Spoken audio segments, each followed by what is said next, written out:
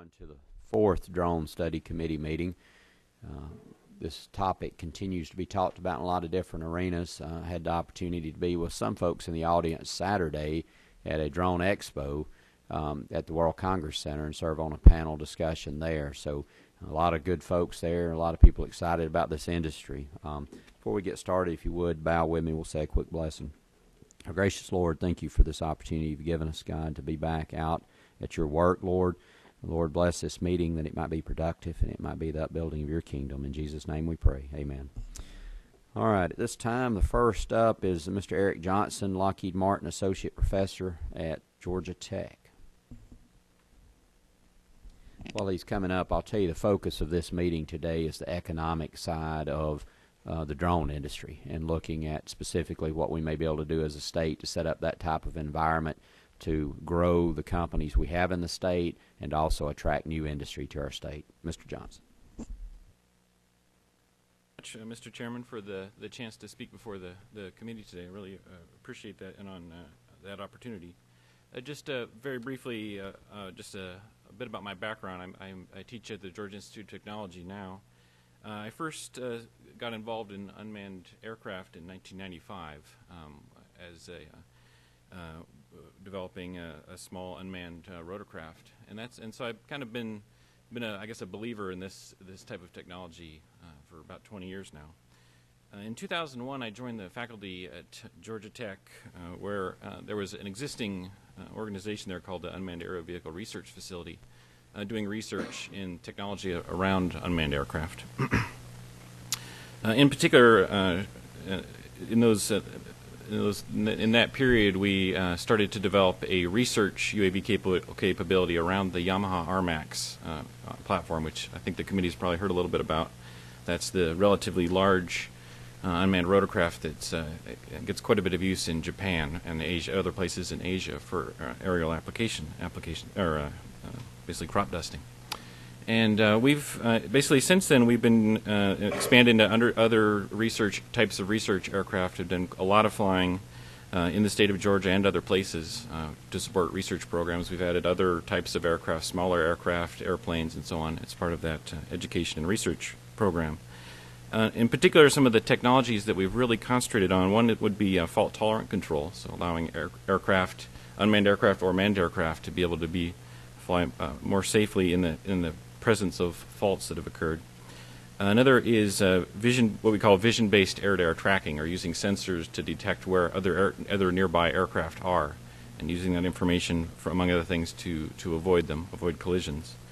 Another is automatic obstacle avoidance in general, so having unmanned aircraft that can, on their own, avoid collisions with obstacles on the ground or terrain. And another big area for us has been, among many other areas, but another big one for us has been operations without GPS, global positioning system. So enabling effective operations of these types of vehicles without GPS, specifically by using other sensors to make up for that loss. Some of our sponsors have been NASA, DARPA, ONR, Sikorsky, AFOSR, and many others have been sponsors over the years. So definitely a group of folks that we've been believers in this type of technology for a long time. In fact, we've been at it long enough. We sort of went from a time when it was a very cool technology to a brief period where there were literally protesters outside of the conference I was speaking at. Back to it seems to be cool again, and I'm not. It's been interesting watching how that's evolved over time. Another thing, to know about my group, and a bit of an exemplar, I think, of many other activities, by the way, going on at Georgia Tech, and the committee did hear from GTRI, my colleagues at GTRI as well. There's been a lot of important spin-offs associated with this technology within the state, and several of which you're going to hear about from some of the other speakers this morning, which is great. And some of these are spin-offs from Georgia Tech, or we collaborate with them on research projects, and maybe most importantly, some of our graduates go and become employees at these important and emerging companies. So one of the very important themes I'd like to get across today is how Georgia Tech is going to really be an engine of this type of activity and has been for a long time. In fact, I would state that the state of Georgia has some real advantages compared to other regions in the nation and the world in this technology, as far as having a head start and having some advantages in terms of our existing capabilities that we have going on. And I think it's very important that we nourish and don't do anything to damage that sort of advantage that we have in global competitiveness in this area. I think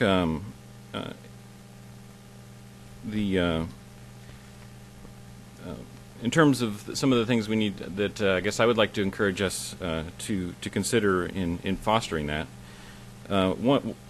Just a side note. I mean, it's about the regulations around this in this field are definitely an area of rapid evolution, of course. In particular, the FAA has been, as you've heard, is heavily involved in particularly the safety and airworthiness aspects of this, which is a very big, and I think it's very easy for someone in my position to criticize how the FAA has acted. However, this is a field that's evolving very rapidly, and to essentially try to regulate a field that's evolving so rapidly, it's a very major challenge. In fact, and I would highlight not just the technology is evolving fast. I think many of the technologies you heard me mention up front are ones that are only barely beginning to appear in the types of systems that people are using today. The ones that in the future are going to be very different in terms of the capabilities that they have. But another is the area of applications. I think so far we've seen definitely hobby use, aerial photography use are things that are commercially viable. The aerial application, in agriculture, particularly in Asia, is definitely economically viable and safe. But what are going to be of the many things folks are looking at today? Which ones are going to emerge as the successful applications? I think is in many ways unclear, and which makes it very hard to come up with effective regulations. I think. But I think the one thing that I might urge is that we are careful not to come up with regulations that are hostile to these emerging applications in particular. Just to pick a particular point, that just to make my point as clear as I can, that might be in the area of privacy, because I think it's been very tempting for state governments to come up with regulations that address people's fears in this domain. However, I would point out that, just to pick this one example, there are many laws on the books already that make many of the things people are concerned about already illegal, or at least illegal. And also, I think that would be my first part of it. The second part I would say too is that if there is a gap in where the law sits on something like that, but in that particular area, I think it's highly important that, and I recognize how difficult this can be to do, but I would urge that whatever restrictions are placed would not be directed specifically at that technology. For example, if the concern is about taking a picture of a particular site might create harm, then that the law should be around the picture, not around the technology used to obtain it. Specifically, whether it's from an aircraft that happens to not have a person in it, is almost immaterial to the damage potentially created. And then the second area, maybe a couple of areas I would just briefly mention, and would be. I think the direct. Let me first briefly. I need to have a bit of a. Briefly, want to pause to thank some of the direct support that we get in transitioning technology out of Georgia Tech to companies, and because I think that's been very critical to the success up to this point in the state of Georgia in this area.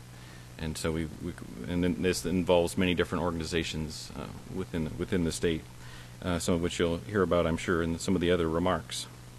Another, I think, thing which I guess I think we would all like some help with is on educating the public, and I think your committee can be very important in that regard.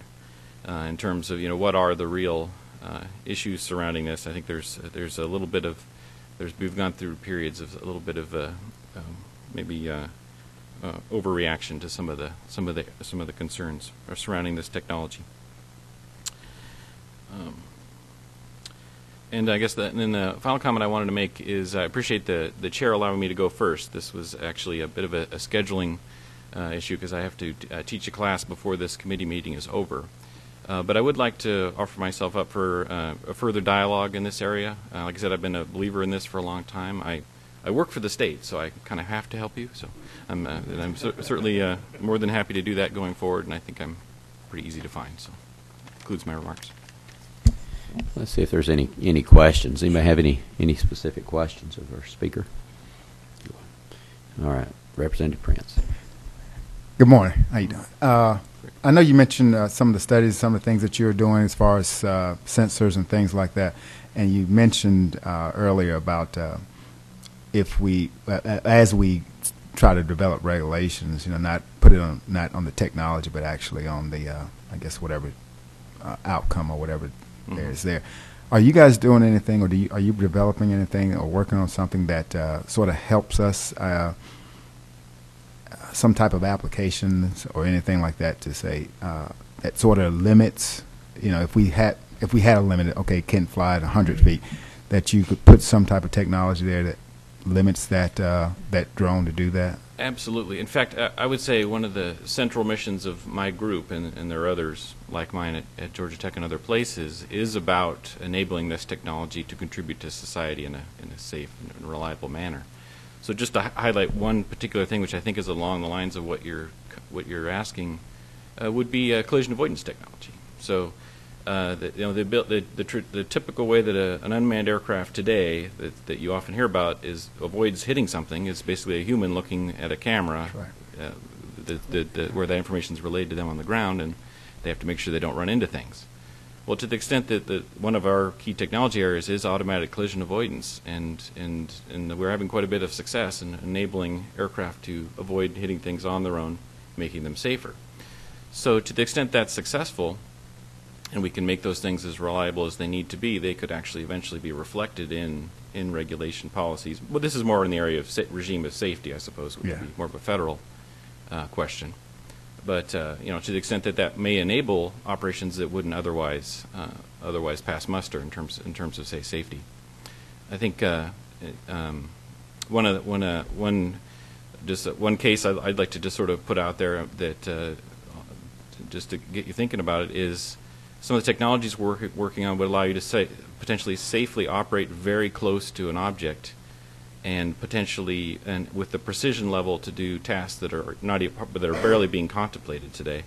So you can imagine sometime in the future there's an unmanned aircraft that's actually painting a bridge right next to the airport with cars going over the bridge. Right now that's a little bit, that's forward-looking, and it would be very difficult to even come up with the right rules to regulate with that today, because it does rely on technology that's being prepared now.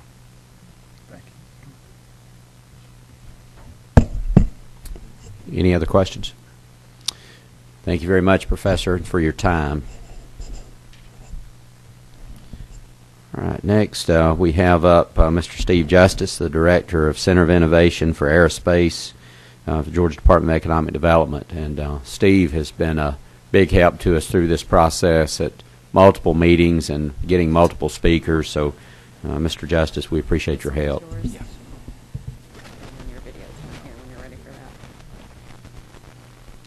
All right. Thank you, Mr. Chairman. I appreciate the opportunity to come and talk to you about the economic development activities that we've been doing in Georgia to get us ready for this new mission. So let me see if I can bring up the slides. All right. So we call them, we don't use the D word in what we do. We call them unmanned aircraft because that's what the FAA calls them, and we do treat them as just a different class of aircraft.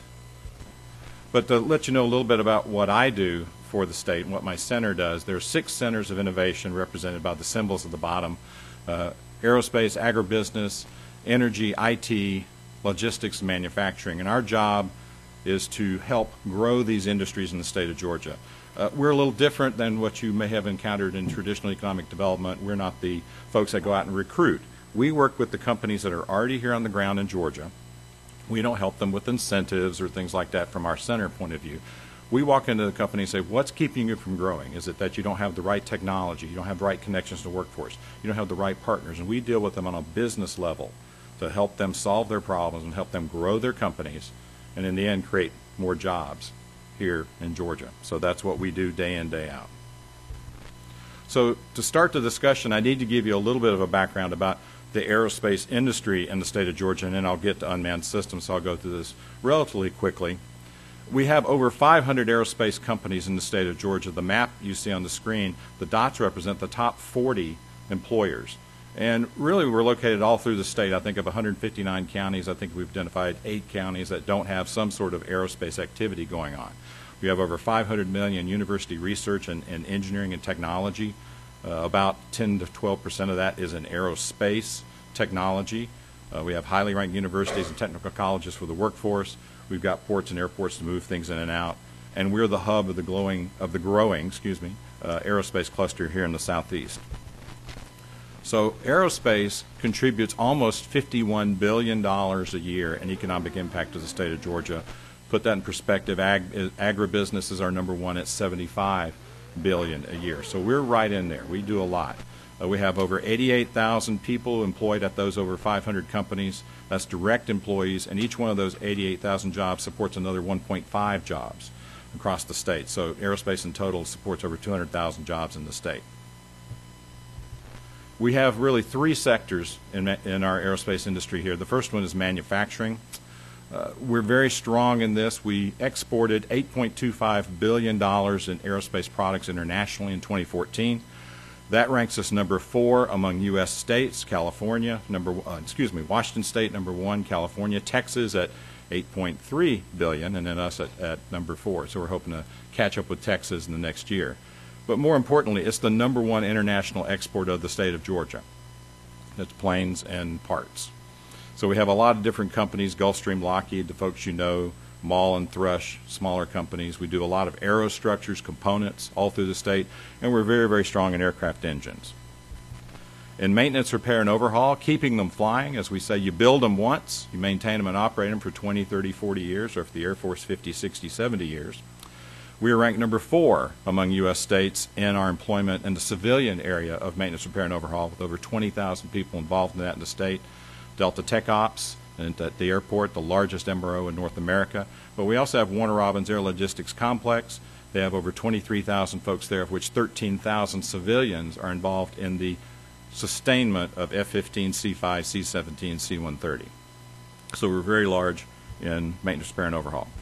And then finally, air transportation. We have 104 public airports. Of course, the big one is Hartsfield-Jackson Atlanta International Airport, the number 1 passenger airport in the world, 96 million passengers last year, but we're also the number 10 cargo airport in the United States, and that's very important from a logistics point of view.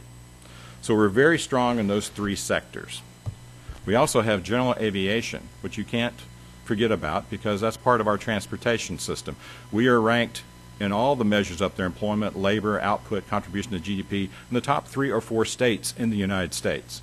So what I want you to take away from these slides is that we have a very big, very dynamic aerospace industry in the state of Georgia. We're highly ranked in the top 5 states in almost every measure. So what we wanted to do is then not rest on those laurels and look out there and see what's happening, what's the next big thing coming. And one of those next big things is unmanned aircraft. So if we look at where we are status-wise, commercial unmanned aircraft operations are starting because the FAA started issuing exemptions a little more than a year ago with the first 6 or 7, and now we're up to about 2,400 and more coming every week. And we have about 40 in it, and then it's a moving number, about 40 Georgia companies that have these Section 333 exemptions you've heard about in your last few meetings. The FAA also has put out a notice of proposed rulemaking for small UAS. There are a lot of comments on that. We expect that enactment sometime in 2016, maybe 2017. AUVSI, the national organization for this, projects that there will be 70,000 plus U.S. jobs and over $13 billion in total economic impact in the period from 2015 to 2017. Now we're starting commercial operations. And of that, roughly just under 2,000 jobs and $380 million of that in Georgia. So what have we been doing in Georgia to get ready for this? Well, like I said, a number of years ago, back in 2009, the center, working with our industry partners, held the first UAS Leadership Summit, in combination with Georgia Tech as well, to look at what's happening in this area, what's coming, what do we need to get ready at the state level to be able to support the growth of this in our state. They issued their report. One of the first things we did coming out of that is we formed the Unmanned Aircraft Systems Working Group in 2010. It's a group of folks from industry, academia, state government, and the federal government. The FAA has been a big partner. They've been there from day one with this committee, and that's really put us ahead of a lot of the other states. And they meet quarterly to talk about what's going on and how we can work together to keep growing this sector. Out of that have come various what we call innovation projects. That's where we have been working with companies and universities to put them together. As I said, the FAA didn't allow people to fly commercially until about a year ago. So 4 or 5 years ago, companies like the ones you'll hear from were saying, we need to get in the air. We need to keep developing our technology. So we wanted to find ways to let them do that. Well, we would pair them up with the universities who could fly under the FAA COAs. And so we had a lot of these joint industry-university projects to allow both sides to fly, to keep developing the technology, get operational experience. And the goal of this is that when the FAA finally flipped the switch, our companies in Georgia would be ready to take advantage of that. So we've had a number of those projects, and I'll show you a video in a moment about that. In the center, we have a grant program, innovation grants, where we give grants to the universities to work with these companies to develop technologies. The grants are to not help the university, but to help the companies they're teamed with. And we've done over $350,000 of those grants over the last 5 years to the various universities in the state to help move this forward. About a year ago, the commercial employment phase started. So we've been working with companies since then to help them in obtaining their Section 333 exemptions. We have a lot of capability in our universities, folks that know a lot about the operation of unmanned aircraft, of writing COAs. We saw that the Section 333 looked a lot like COAs, so we've connected companies with those experts to help them in putting together their requests for exemptions. And the bigger thing we've been doing is connecting companies with customer groups. It's great to have a company, it's great to have a business plan, but you got to have customers. You're in this for making money. So for an example of that, back in June, we worked with our film division, and we had the film division bring in about 20 folks from the film production side of the house here in Georgia. We brought folks from the unmanned aircraft side of the house, put them in a room, talked a little bit, let them get to know each other so that we can start pushing the use of UAS in film here in Georgia. And that's going to help us grow the film industry and our UAS industry at the same time. So let me escape from this and just show you a little video, if I can. Excuse me for a second.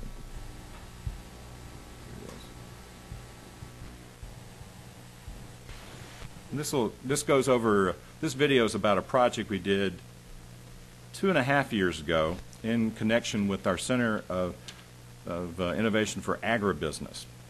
As we wanted to see how you could use UAVs, UAS, in the ag side of the house. So let's just roll that.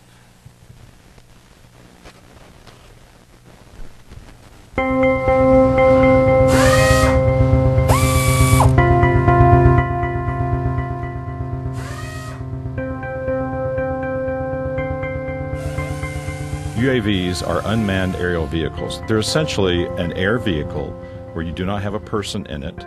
It may be actively flown from the ground or have a computer system on board that allows it to fly autonomously. Once you remove the pilot from the seat, you no longer have to size the aircraft to carry the pilot. You can simply size it to carry whatever it is you're interested in carrying. And if that's a small camera system, the aircraft can be very small. Which is part of the advantage of it. You could put it in the back of a pickup truck or back of a car. No one really dreamed that the individual farmer might actually be able to own his own, simple camera system that can be programmed to fly over his crops weekly, even daily, at very low cost and collect imagery of very high quality and use it to manage his crops.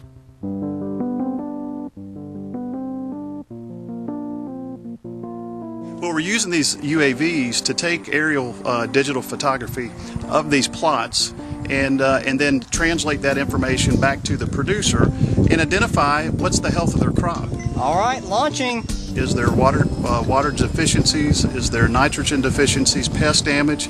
And by doing that, that saves farmers from having to actually walk through that field and individually inspect every plant. Well, farmers have always been quick to adopt new technologies. With these new systems that we're seeing from guided systems technologies, we're hopeful it's going to provide tremendous advantage for producers out in the field. If you catch things early enough, it allows you to, for example, use a much smaller quantity of fertilizer, much smaller quantity of pesticide or fungicide. So it allows the farmer to improve his bottom line. So while we have great knowledge of the aerospace component of this project, we had no contact or interaction with the agricultural community, in particular the research community in the university system in Georgia.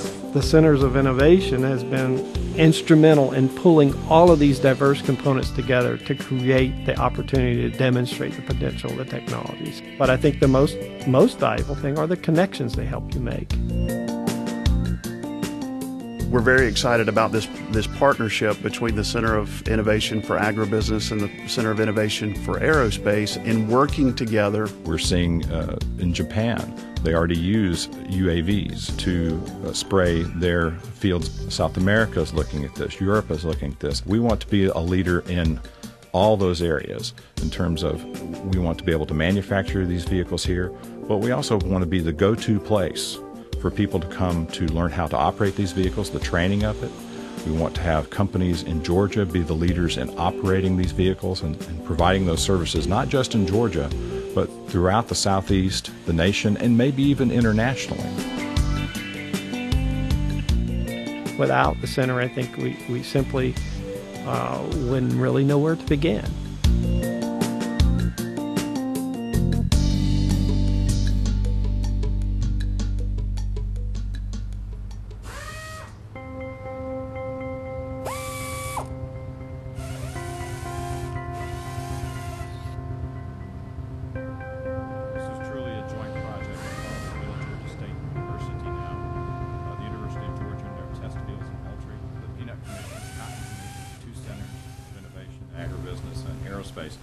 To really allow us to continue to move forward with this, how we're going to employ these vehicles in agribusiness in the future.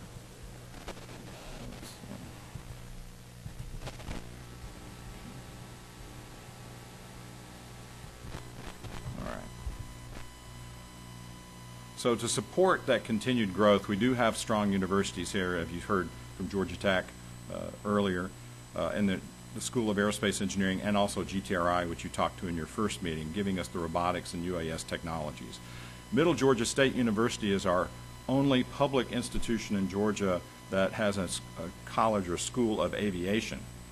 And so they are instrumental in putting together programs to be able to teach people to safely operate these vehicles. And they also have Applied Aerospace Research Institute that has been building a number of UASs, and you'll hear from one of the companies that's been working with them on that. And also testing. We've been flying some very interesting vehicles. The lower picture you see there is a jet-powered UAV that can fly almost 200 knots, and we've been flying it for over 3 years in Middle Georgia with FAA permission to test new aerodynamic technologies. And also Mercer University has been very involved with us in their Engineering Research Center in Warner Robins. But we're also working a lot with the other technical colleges, Georgia Southern, North Georgia, University of North Georgia, others that are getting interested in how they can apply this technology to what they do. But the biggest reason I think that we have a bright future in the UAS market is because we are an exceptional market for these vehicles. If you remember what I showed you about the aerospace industry in Georgia, we're 88,000 people, 500 companies. So we're going to add maybe a couple thousand jobs, according to AUVSI, in UAS. That's a couple thousand jobs is not going to be a huge bump to the aerospace industry. I'll take it. I need those 2,000 jobs to keep growing the industry. But the biggest impact really is going to be in how we use UAS in our other industries in the state. So I want to talk about 4 of them. UAS for agribusiness. That's, as I said earlier, is our #1 business in the state, $75 billion in economic impact. We've identified $3 billion worth of crops annually that can use UASs to image them and spraying, including cotton, timber, corn, peanuts, pecans, and blueberries. The other fact is there's 42,000 farms with over 9.6 million acres in production, but only 10% of those farms have 500 acres or more. And only 12% of them have sales of over 500K annually. So these are farmers that are probably less likely to go out and buy a large UAS on their own. They're going to be folks that get this as a service from a crop consultant, from other companies. So most of those farms will be buying these services from companies like those sitting out here, again, creating more jobs. And the thing I point out is that if we can improve the yield of their crops 1%, 1% of $3 billion is big bucks. So that's a big reason right there. In film production, this was the first thing approved by the FAA for the commercial use of unmanned aircraft. And we are now a major site for film productions. The film division told me that there are 158 feature films and television productions shot in 2014, and since 2008, over 100 companies have relocated to Georgia to service the film industry. I'm always aerospace centric. We're already seeing things like this happening in the UAS market, that companies are coming here with their capabilities. We also want to grow up our companies. You heard from Phoenix Air in your last meeting, who are being very successful in this area. And we expect a lot of growth in UAS companies to support the film industry. If we look at infrastructure inspection, this is a huge area for employment of unmanned aircraft here in Georgia, because we've got a lot of infrastructure. I love these numbers. 1,200 miles of interstate highways, 20,000 miles of federal and state highways, and over 14,600 bridges. We have over 5,000 miles of rail lines, 18,000 miles of major electrical transmission lines, 74,000 miles of power distribution lines, 6,700 miles of interstate pipelines, and 78,000 miles of natural gas distribution lines. So that's a lot of infrastructure, and if we can improve the safety and also the speed and cost of inspecting that using unmanned aircraft, that's a big savings to those companies that operate all that infrastructure. And then finally, we have 4,700 FCC registered communications towers. Right now, people climb those towers, and we have a number of deaths each year in the United States from people falling off these towers, and injuries as well. Now we can do this with unmanned aircraft. Safer, cheaper, faster. Helps those companies. Finally, in public safety, 900 plus fire departments that can use these as that eye in the sky to improve the safety of their firefighters in the field. 600 plus local and state law enforcement agencies in the state, which can use them for accident scenes. I think you've seen that in the past, some of the other meetings. So search for missing persons, support emergency and natural disaster responses. And that, again, it will save money, because if you look at a manned helicopter, you're going to spend $2.5 million to buy that helicopter. You've got to put crew on it, all those things. For much less than that, factor of 10 or even more, less than $250,000, easily you can get a unmanned aircraft. You can do all those things. And I always hearken back to the helicopter accident we had in Atlanta a few years ago, where we had 2 officers that were killed looking for a missing person. That could have been done with an unmanned aircraft, and if the unmanned aircraft would have hit the wires and crashed, you wouldn't have lost 2 very valuable police officers. And also, since the unmanned aircraft is much smaller, the potential for collateral damage on the ground is much smaller as well. So there are a lot of safety and cost reasons for this. So we think we're well positioned to connect, compete, and grow in the new UAS market, because we have a strong aerospace industry. This will be just another component of that. We have the industry organizations like AUVSI. We have the universities, the technical colleges that have been doing work in this for over 20 years, many of them. We have a focused economic development activity in unmanned aircraft at the state level, working with our local folks. We have investor groups, but most importantly, we have customers. We have big industries here in Georgia that will be users of unmanned aircraft, and that's where most of the impact is going to be, in those industries. And together, we're going to create more jobs in Georgia. So thank you for the opportunity to come and tell you a little bit about what we've been doing over the past 6 years, and I can entertain any questions you have at this point. Thank you. Just a couple of things. One is kind of a comment and get your feedback on. At the event I went to on Saturday, one of the gentlemen that was on the panel, and I don't recall the company he's with or the group, but they've got a program where they're doing some STEM training, offering it out into the school systems.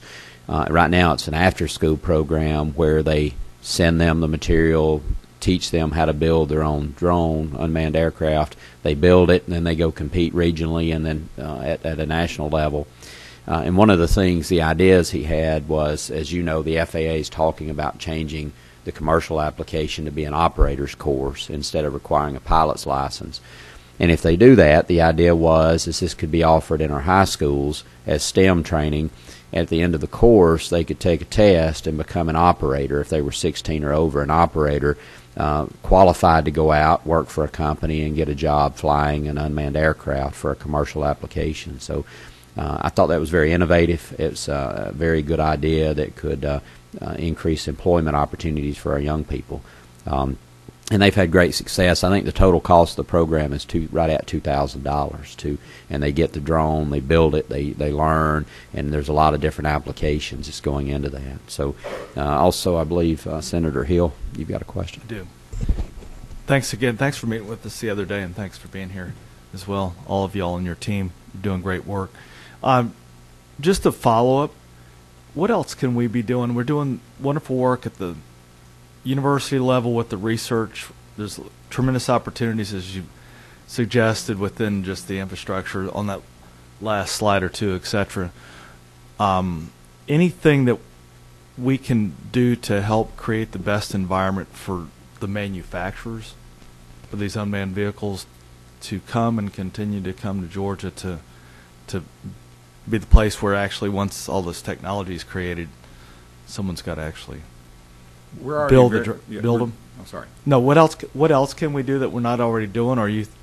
Or are we doing everything that is possible in today under your based on your background experience? Well, that's the same question we ask industry as well. We had a meeting of the UAS working group last Friday, and that was a question I posed to the group: what else at the state level, to the center level, can we be doing to help you?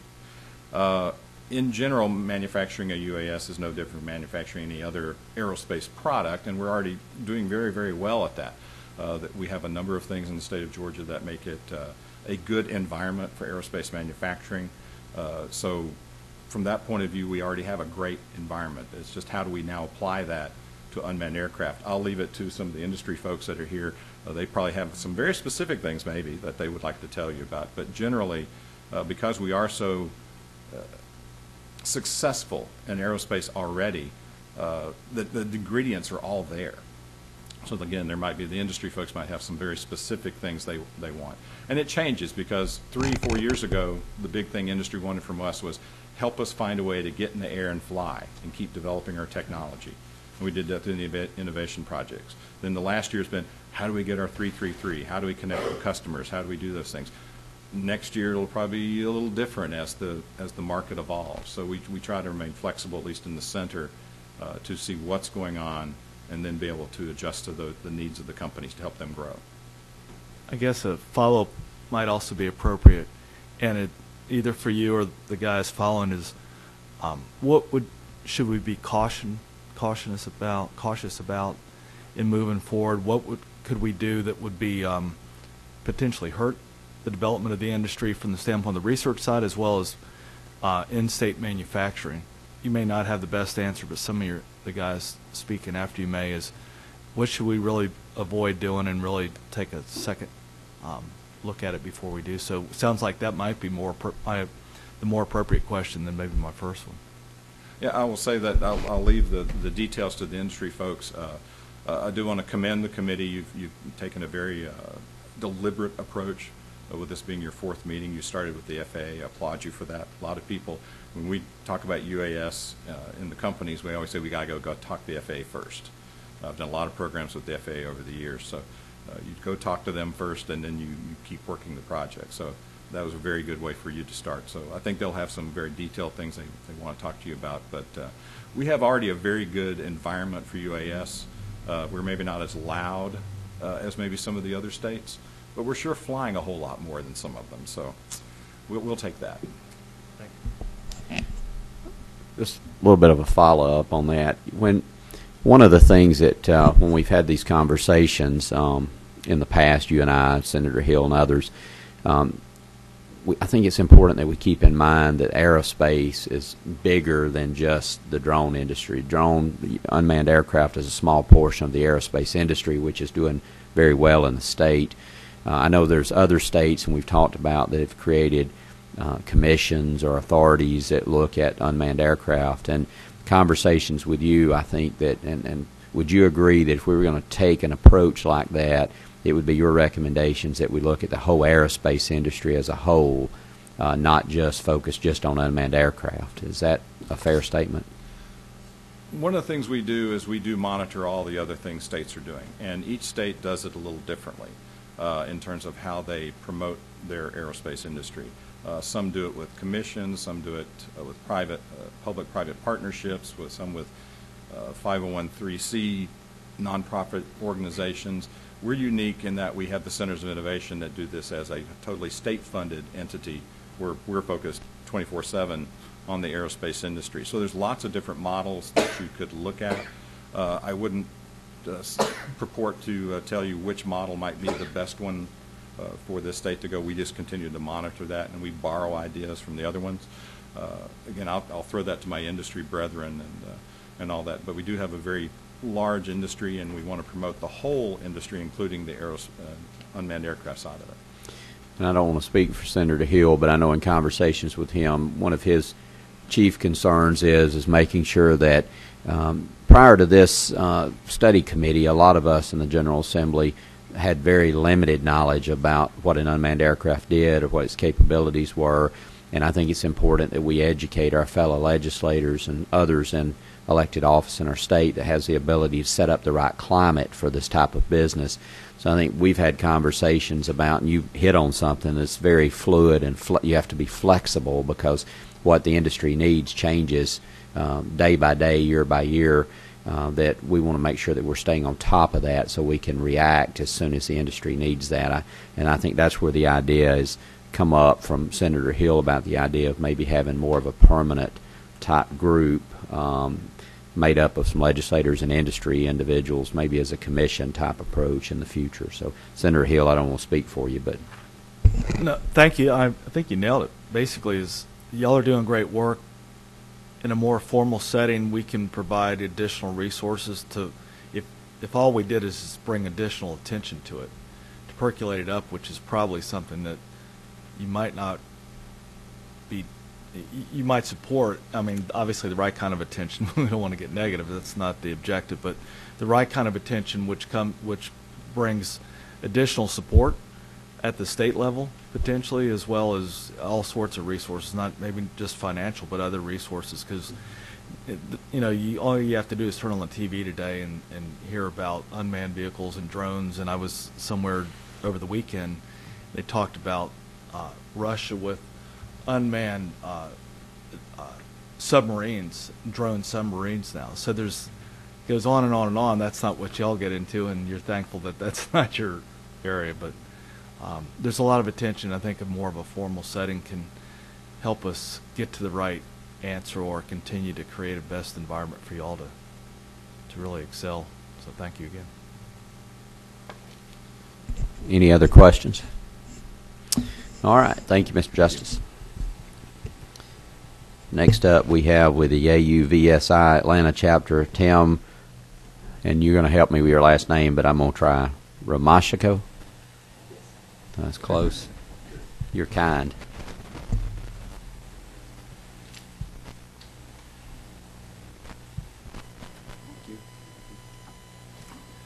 Good morning, Mr. Chairman. Thank you for the opportunity to present and hopefully answer some of your questions today. A little bit of background here, first of all, about what AUVSI is, or who it is and who we are. AUVSI, I know it's been brought up by everybody else that's been speaking here because it is the one big advocacy group for unmanned systems. It's all we do. We don't deal with manned aircraft really at all. It's all aerial, ground-based, and maritime, so either boats or submarines. If it's unmanned, then we're an advocacy group for it. And because of that, as Steve Justice mentioned, the FAA is hugely involved. If it's aerial, then they care about it. If you're flying outside, they're very concerned about safety. So AUVSI has a huge, I'll say, communication conduit with the FAA. So everything that the FAA is either working on or has done, AUVSI has input to that, and it is a very close working relationship. So we understand that the FAA has got a very difficult job, as outlined by a lot of things that have been brought before your committee, and they're working hard. So is it perfect? No, but it is a fluid environment, like you mentioned. So AUVSI, largely run by volunteers. We have several hundred area chapters. Atlanta, we have Columbus. We have a new one, Coastal Plain chapter, which is primarily now focused on agribusiness, the agriculture side that you just heard about, because Atlanta is primarily more interested in aviation. We don't have a whole lot of crop growing on going in the metro area. So we kind of we spun off a new chapter to concentrate and focus on the agribusiness side of unmanned systems. So with that said, the economic impacts, what you're interested in, potential applications, the list grows every day.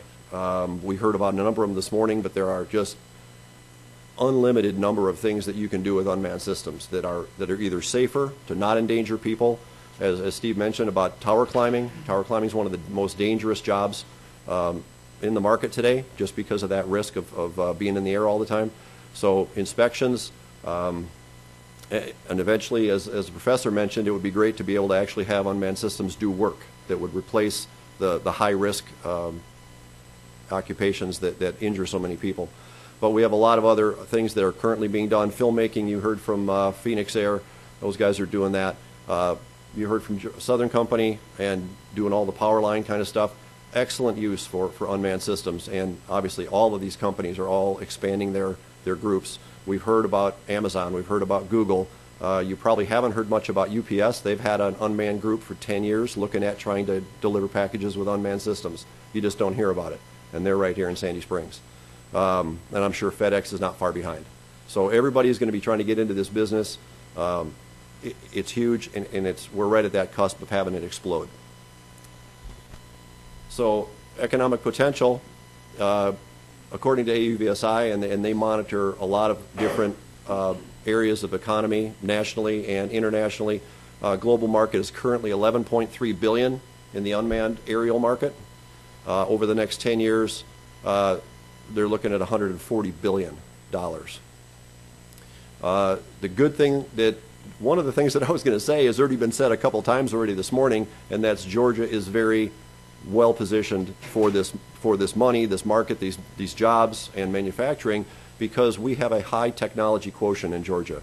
You look at a state like Montana, although much bigger, no one's going to move to Montana to work on something because they don't have the technology workforce. They don't have the education. We're anchored by Georgia Tech and all the other educational institutions that teach this stuff, aerospace and unmanned systems and robotics, and we are well positioned to have the students and have the companies that are here to hire those students.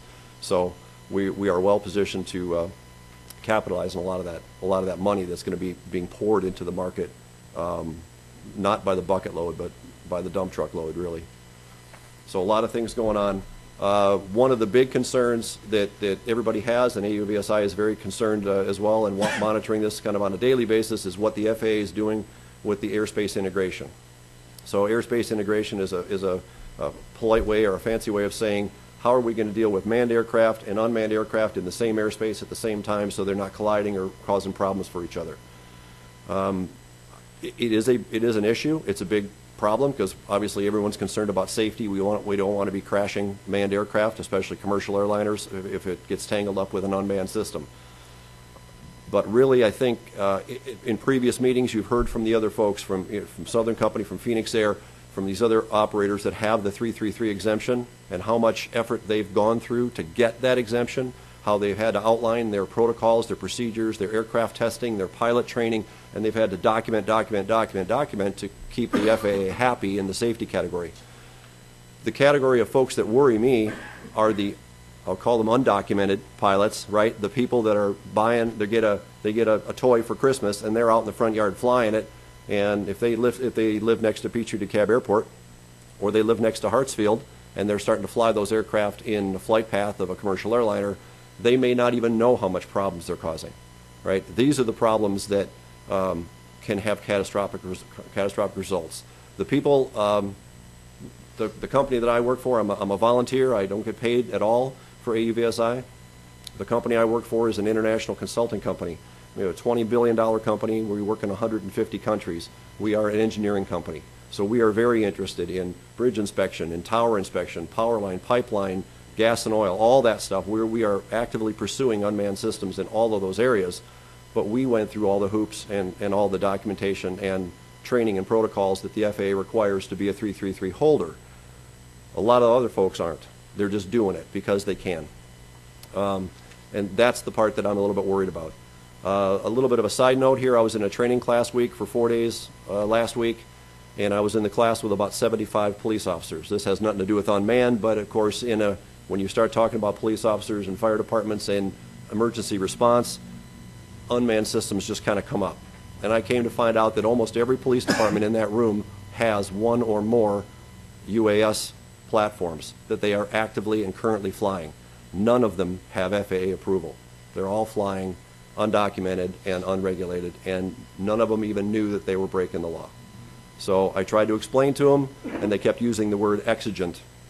Police love that word, exigent circumstances, meaning I don't have time to get a warrant, I don't have time to get this, I don't have time to get that. We have a situation that has to be dealt with right now. I have it in the trunk of my car, I get it out, I fly it, I launch it, I go do, and we may or may not violate privacy, we may or may not violate people's Fourth Amendment rights, all that kind of stuff. So there is a real concern, and it's close to home, right? It's only a matter of time before something bad happens. I'm trying to, AUVSI is big on the education. We advocate for the unmanned community, but we also try to educate and try to keep everybody on the legal side of the FAA, because we don't want to see the bad side, because that's where our industry gets a bad name. So we try to educate and we try to tell them, and I wasn't real successful last week. I'll just tell you that. UAS in Georgia, we've got a lot of things going on. You heard Steve just mentioned a whole bunch of really good examples. Lots of jobs, 2.3 billion, 3,000 jobs is what AUVSI said. We are a top 15 state with 333 exemptions, and obviously all of our educational institutions that have been flying for a long time. So we're top 15. Obviously California, Texas, and so forth are a bit ahead of us. The FAA reauthorization, I don't want to talk a whole lot about this, where Congress told the FAA to get their act together and figure out how to make this work for commercial business. They've been working on that. They're a little behind schedule, but they are working on it. But that was the first big milestone from that was the 333 exemption, where they actually came out with a legal way for those that are going to operate commercially to legally fly. Exemptions, it says Steve's number said 2,400, ours said 2,700. They're releasing more and more of those every day. As they see an exemption application come in, and it's just like somebody else's that's already been approved, if the aircraft is approved, they're sending it out the door. They're saying, okay, if you follow these restrictions, boom, you're good to go. So the number is going to accelerate as time goes on. It's just, I don't know how to say it any other way. It's going to explode, right? The FAA came out with a report talking about their first 1,000 exemptions that they granted and what that looked like and who they were. I don't want to spend a whole lot of time on that. More than 25 industries have 90% of the operators are small business. So that second bullet point is really a very interesting point. It's not the big companies. It's the small companies that are nimble and able to adapt to new technologies, adapt and accept and move forward. So 90% of the aircraft are rotary wing or some sort of a vertical takeoff, and only 10% are fixed wing. States by exemptions, I'm not sure if that's important to you or not. The notice of MPRM, notice of proposed rulemaking from the FAA came out late last year, basically explaining what they think the rules are going to be. Currently slated to be released in June of 2016, but the rumors I've heard sound like it might slide a little bit, so we're probably looking at about a year from now for the official rules. Some of the notable changes are that the removal of a requirement for a pilot's license. Currently, to be a 333 operator, you have to have a pilot's license in a real aircraft, either a rotary wing or a helicopter or airplane. You have to be a certificated pilot. And I think that's because of the airspace requirements. They want to know what you're going, where you're going, who you're impacting, how to communicate with those people so you don't have a problem with a manned aircraft. Since the FAA does everything from a manned aircraft standpoint, they always have, they're looking at UAS from a manned standpoint. There has to be a manpower in that loop someplace. Anyway, that's one of the big things, is there won't be a requirement for a pilot's license, but you will have to have some sort of training. That training has yet to been defined. So we don't know what that's going to look like, but there'll be some sort of an operator license or certification or something. And there's a whole bunch of other things too, but size and weight under 55 pounds and so forth. The privacy issues obviously cuts across a lot of different areas. When you're talking about agriculture, privacy probably not a big deal. Not too many people live out in the middle of the field. But in the metro area, we obviously have huge privacy issues. We have populated areas and a number of issues. Data retention for those that are taking photographs or video. Who owns that? What happens to it? How's it stored? All those kind of things come up over and over again. Weapons, there's been discussion about unmanned systems carrying weapons. The FAA has prohibited that, but if you go on YouTube, you can see videos of people that have mounted a pistol on an aircraft and can actually fire it from the air. Not a wise idea, right? I think we pretty much agree on that. Legislative landscape, you guys are probably experts at this. I don't need to tell you about which states have done what. The FAA has a big campaign, the Know Before You Fly campaign. They finally got that launched, and trying to get that out to the folks that need it the most, which is the hobby community, to try to express the importance of where they can and where they can't fly, what they can and can't do with that hobby aircraft. Most of them, I know quite a few hobby flyers, most of them have either never heard of this or don't follow the recommendations that the FAA has laid out as safety protocols. So although this is going to probably gain traction and as more people go, the one thing that you'll see is the supporters of that. If you look at those names of those companies, most of those are hobby companies, which is good because that's the industry that we really need to go after and educate and make sure that those people that are selling to Christmas, we've got Christmas coming up, we're going to be selling hundreds of thousands of these things to, you know, every kid on the street's going to have one. We want to make sure they're doing the right thing with them. So. And if I can answer any questions, I'd be happy to. Senator Hill. Full of questions today. First favor is, can you go back to the state legislative landscape? You said we're probably experts on it, but I'm trying to become an expert in Georgia, and I'm definitely not the other 49 other states, so I just thought it'd be helpful to look at that. So there's the red or active bills. It'd be helpful for our research guys to give us some background on that. I could probably get a list of those if that would be helpful to you. That'd be tremendous. AUVSI tracks all that stuff. I mean, two things. One is we want to follow and cheat off of best practices, and two is if there's things that really were problematic, then it's we don't want to repeat them. If I can go back to your question that you gave Steve, please, yes, about the things that was more of a general question. Things for that you don't want to do. There was another state here last year that passed a bunch of unmanned system legislation, right. And I don't know what the current status of that is since I don't live in that state. But from the companies I've talked to, they immediately packed their bags and moved. What state was it? North Carolina. North Carolina. And they bailed because they put in such a clamping effect on the UAS industry that nobody wanted to deal with it. So everybody packed their bags and moved to the surrounding states. It just became very difficult to fly. If you can just give us some feedback later, maybe when you give us that update, sure. What they did that was problematic. And thanks for these handouts, but they're black and white, so that's the colors are helpful. It's harder to see when the colors get. Bring those. No, you're fine. Thank you for going back to that. The follow-up question, just a different question, is I've heard this is probably at least the second time I've heard that the FAA rules are probably like a year out. Yeah. Would it be helpful for the industry for those the regulations that come out sooner than that? And if so, we can be a resource, and we've got colleagues in 49 other states. If actually having a set of rules and regulations that are out in advance for the industry as well as everybody else that's impacted, if that would be helpful to get it out in, let's say, 6 months, we can.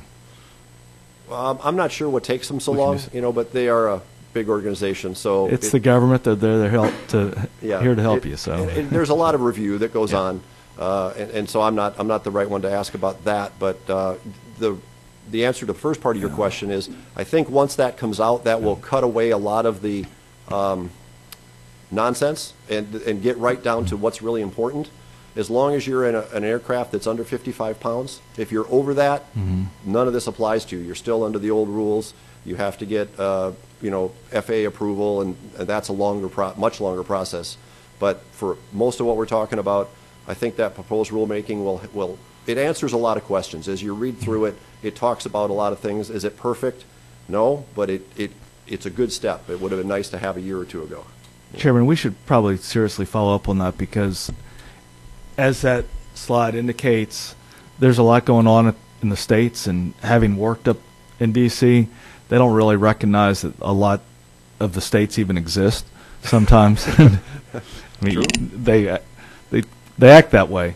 So I think in a collaborative effort, we should reach out in an intentional way with the FAA, and we could probably do so with a lot of those other states and say, yes, we want to make sure that there's a thorough discussion there on their end, and they're not doing something before they shouldn't issue a rule problematically before they've actually done the additional research. But a year is a challenge, and I think they could give some good direction to states so we don't basically screw it up along the way unintentionally ourselves. So. Mike Wilson, who spoke to you at your first meeting, is an awesome resource. Right. He knows what's going on inside the FAA. He's not the rule maker, but he has definitely got his fingers on the pulse of what's happening.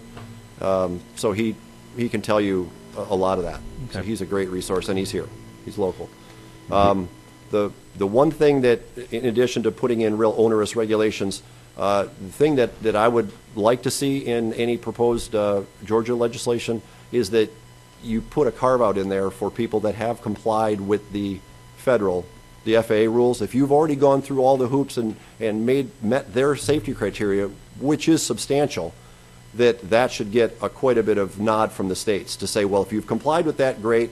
And it's the people that haven't complied with that are the ones that we need to be looking at, a way to educate and ultimately enforce to try to keep them from doing something that's going to really hurt a lot of people. So, I mean, privacy issues are kind of a one-at-a-time thing, but if you interfere with a commercial airliner, that could be a very bad day. That's what we're afraid of. Thank you again. One of the things, too, just following up with you, and Senator Hill, Abby has what all the other states have passed, so she can get you a copy of that. We had her research that for us. And I don't think you wanted to be as specific as maybe I'll be about North Carolina, but I think the main issue that I've heard from North Carolina was they required registration of drones in the state, which is causing a lot of concern.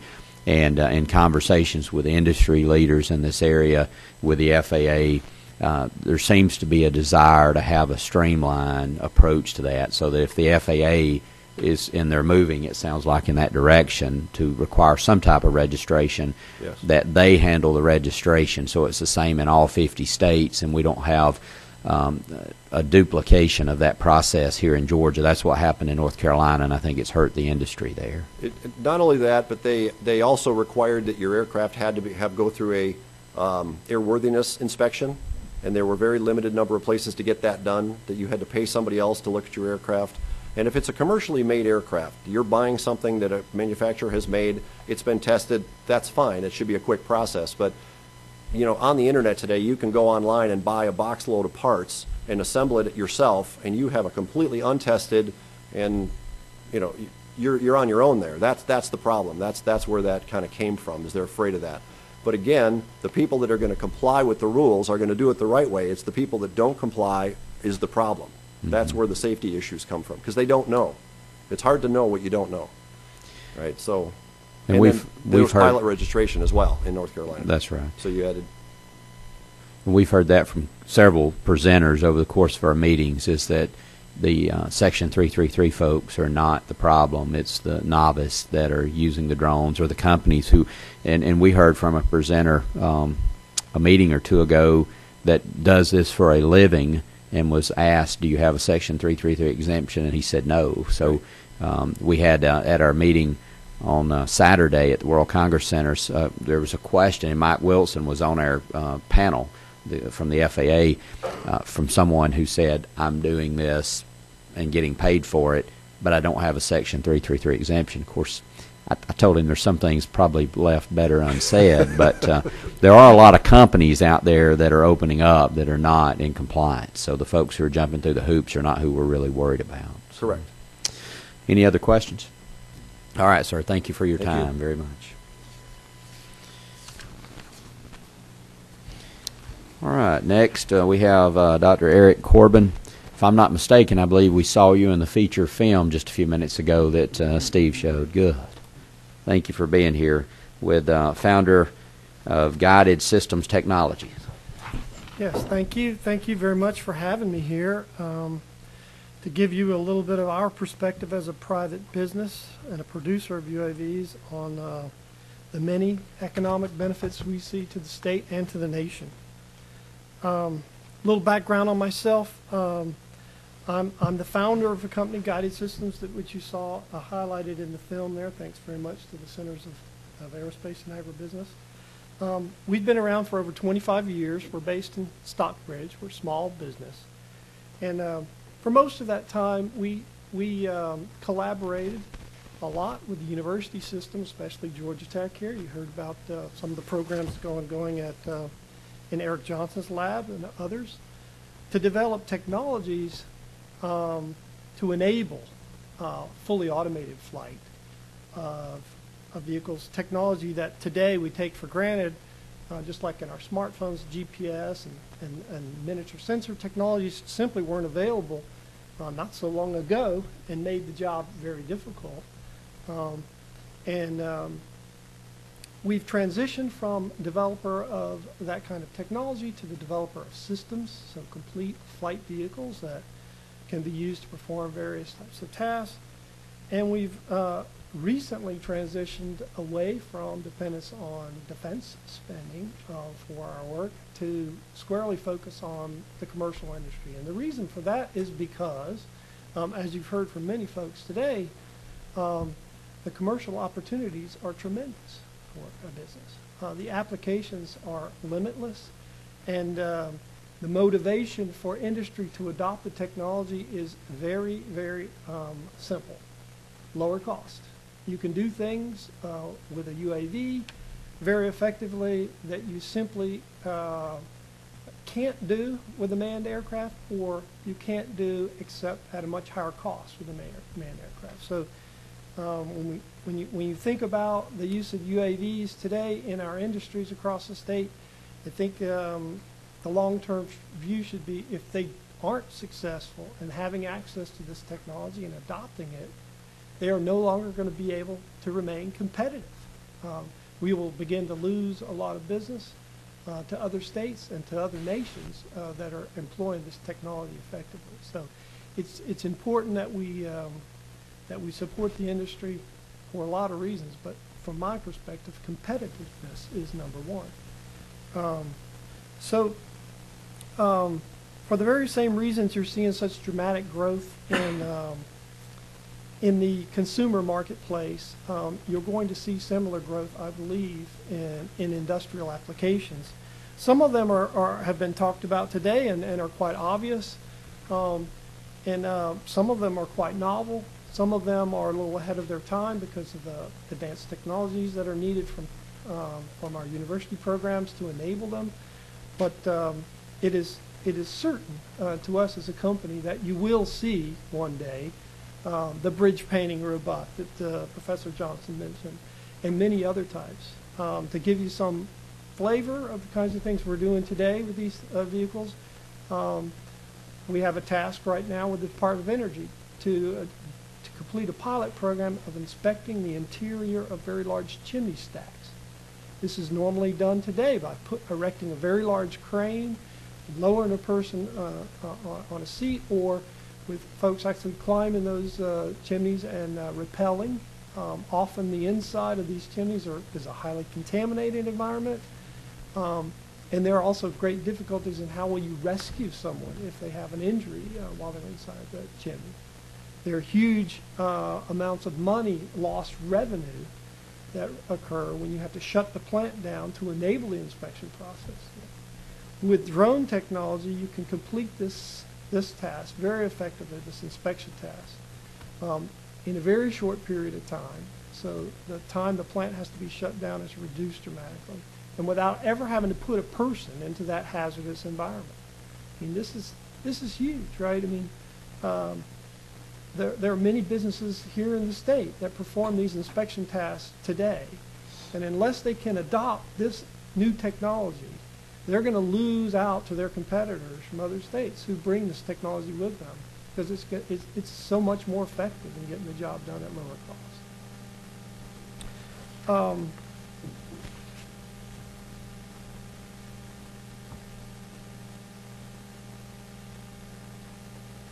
So I think most of everyone you're going to hear from today, or that have been discussed really today, are really working in the application of these vehicles. But there are huge opportunities for those who manufacture them.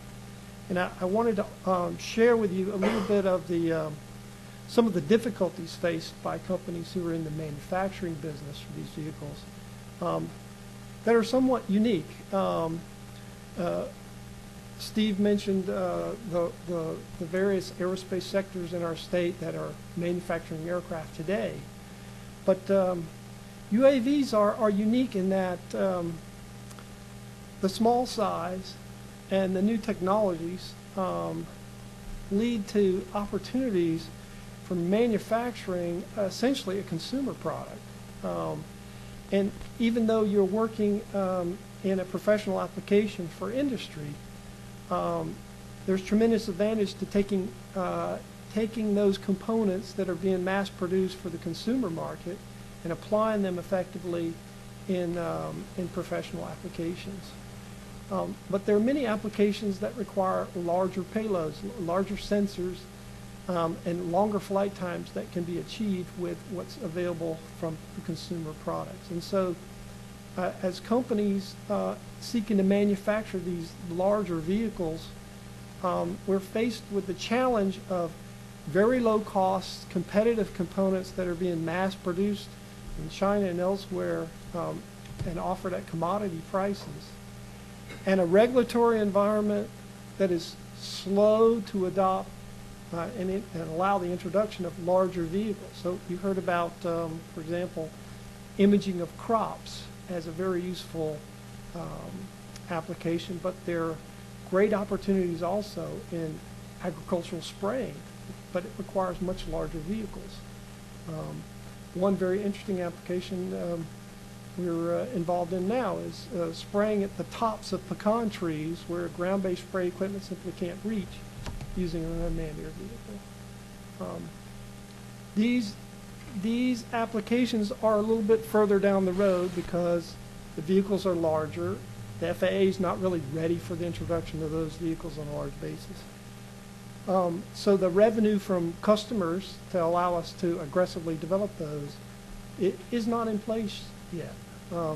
So we're kind of between a rock and a hard place. We see the opportunities coming down the road for these larger vehicles, but the resources are not available from the customer base. So this makes companies like ours really dependent upon investment capital.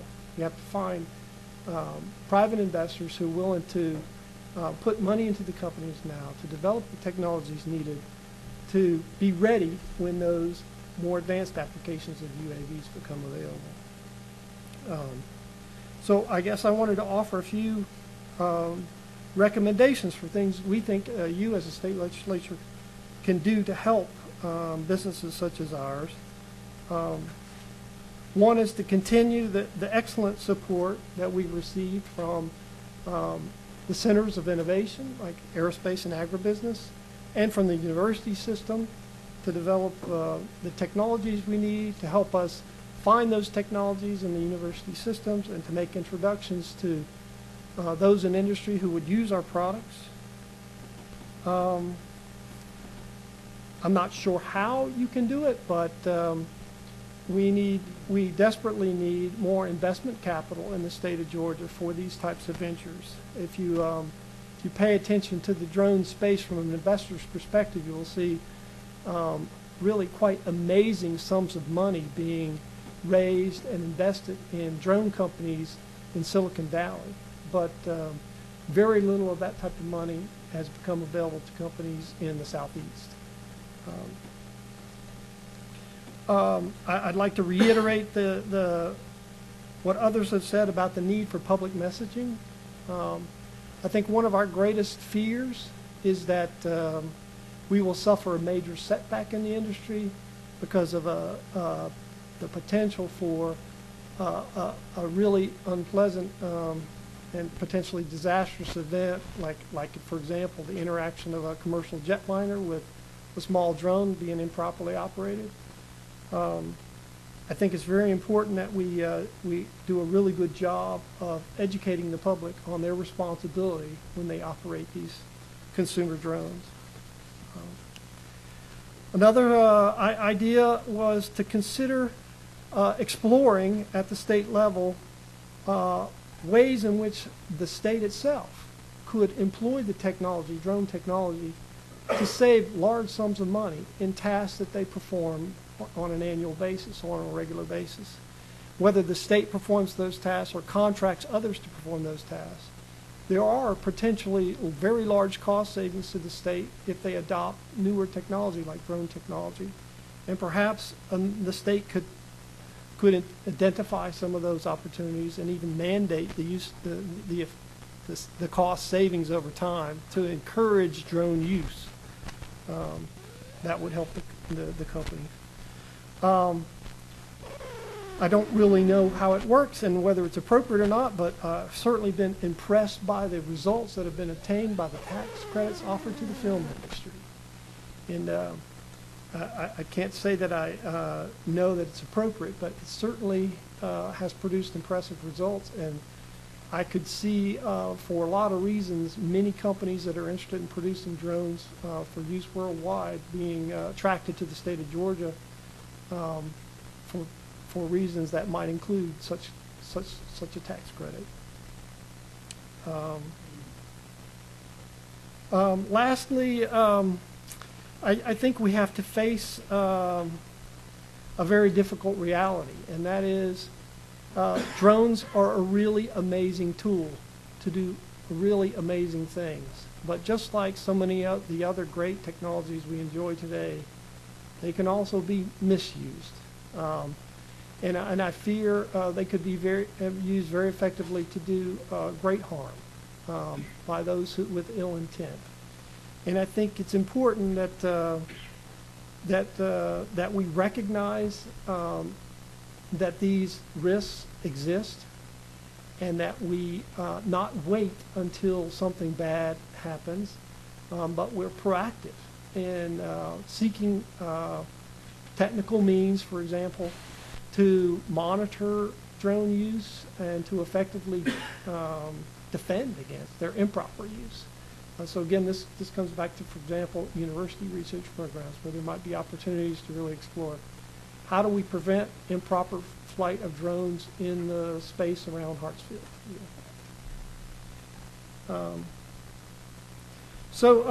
Those are all the comments I had prepared. I'd be happy to answer any questions you might have. Let me just say first that I appreciate your information. I specifically like the suggestions that you have. That's very helpful coming from someone who does this every day, that's in the industry, that started a business in this area, to be able to see from your viewpoint what you would suggest. And a lot of those were very helpful. Senator Hill. Thank you again for being here. You mentioned something that I think we've had a discussion about, but not a direct discussion in the last couple of hearings. And if you don't have any ideas today, I'm not going to put you on the spot here, but it's probably a great question to answer for many of us, and maybe to come forward in this report we're going to come up with, and that's this, is how to get the word out. Logistically, the mechanism, how to get the word out to purchasers. I was in Verizon yesterday, and they showed me 3 different drones that I could have purchased there. I mean, cool stuff. Big ones, a big plane, a big drone, a small one, and then something that rolls around the floor and does stuff.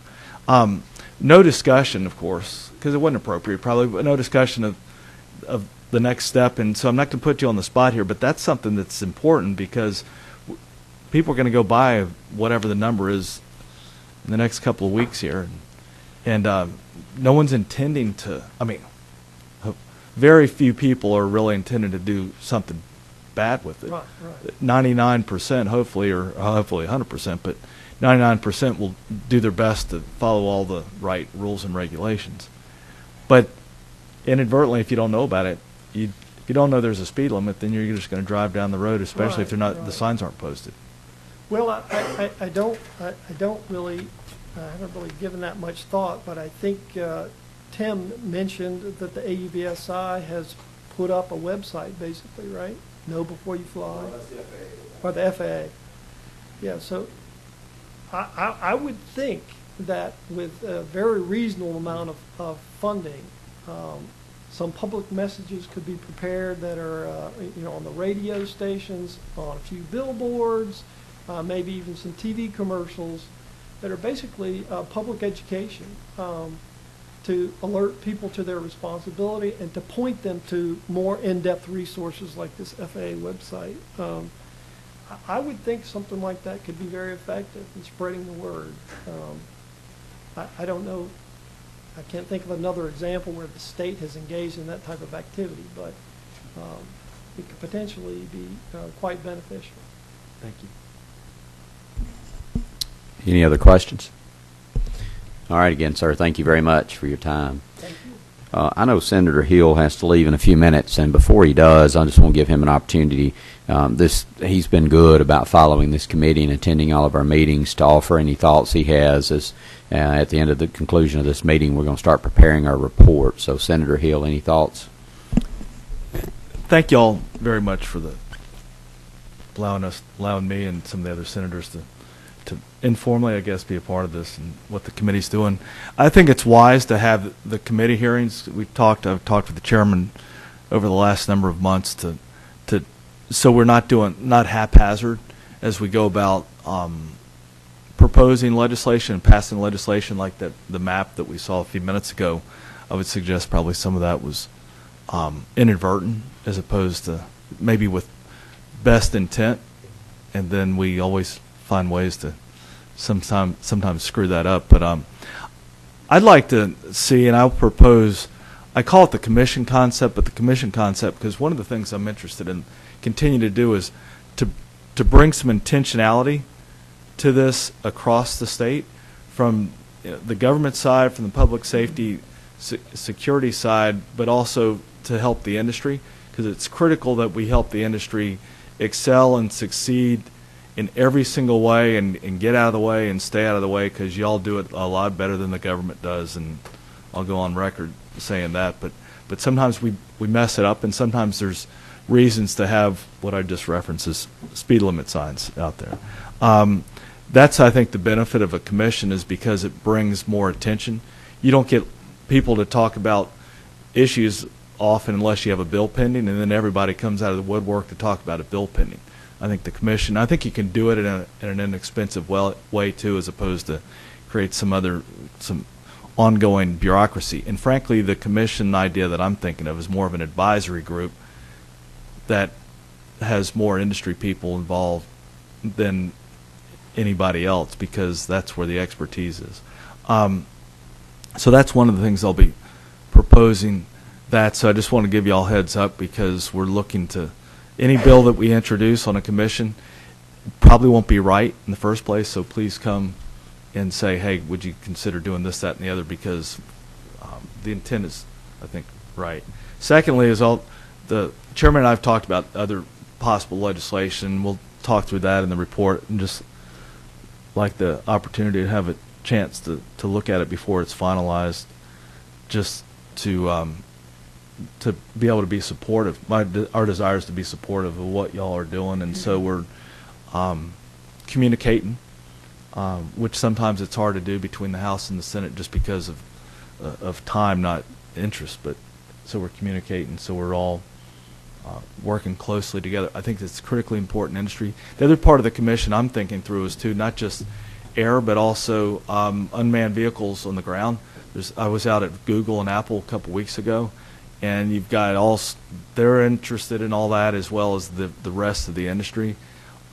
Industries are as well, and then you go undersea, underwater, and we've got some big ports here that are important to Georgia. It's important to use those in a productive way to maybe inspect the bottom of the harbors and ships for just maintenance reasons, etc., but also from the standpoint of making sure that our ports are secure. So I think we can look at those three areas combined, air, land, and water in a more formal setting.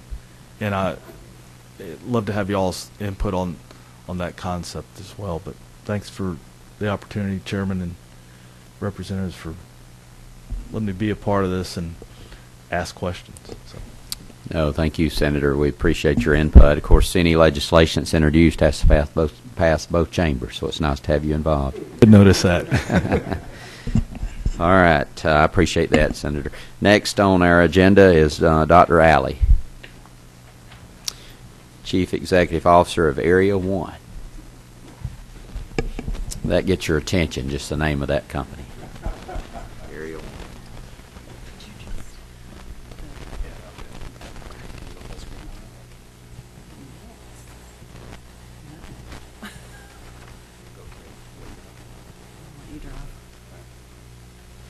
Well, I appreciate you all having me. My name is Nick Alley. As was stated, I'm the CEO of Area I, actually, is the name. Now, whoever made up that name really screwed it up, because for some reason it didn't even contemplate to me that people would think it was Area 1, even though Roman numeral I. As an introduction to Area I, we have founded ourselves around developing technologies that improve aircraft performance. Okay, and I'm going to actually talk about some of these technologies, but you can read through our core technical competencies, but you really don't need to. That we focus on two things. One, that improves the brains of the aircraft, and technologies that improve the body of the aircraft. So the brains make them smarter, make them safer, make them be able to know more about their environment and fly more efficiently. And the other side is the body of the aircraft. I'm an aerodynamicist by trade, so we try to build airplanes that are very, very efficient and good at what they do. What we say is mission-specific aircraft. So if it needs to fly a certain mission, we design the aircraft to fly that mission as efficiently and as capable as possible. And one of the things that makes us very different, we're a small company. We're founded in 2009. We currently have 14 employees. The majority of those employees are Georgia Tech, KSU, or MGSU graduates. And as we develop these new technologies, one thing I really need you all to understand is that Area I is not, we're actually not trying to become a commercial operator. We're not trying to go do pipelines or inspect smokestacks. We think those are good things to do, but that's not what we're doing. Okay, so we're not an entity that's trying to develop these commercial technologies, but we are developing technologies that could enable that, could help that, could go on the aircraft that will make them work better. And I bring up this slide right here because we have wonderful analytical capabilities. We simulate the living daylights out of anything that we develop, both airframes and new guidance systems, and evaluate them in that manner. But you might have heard the term vaporware, and this exists in huge. Go to AUVSI and you will see every booth has vaporware. It has people with these great new technologies that have never flown. They look great in sim. They look great. They're going to change the world. They're going to revolutionize everything, but they have never flown. They've never flown in the real world. That typically is because of two things. Number one, the FAA won't let them fly. Or number two, they don't have the ability, they don't have the capability to fly. So Area I never takes on work that we don't intend on flying. we never develop new technologies that we don't believe that we can eventually fly.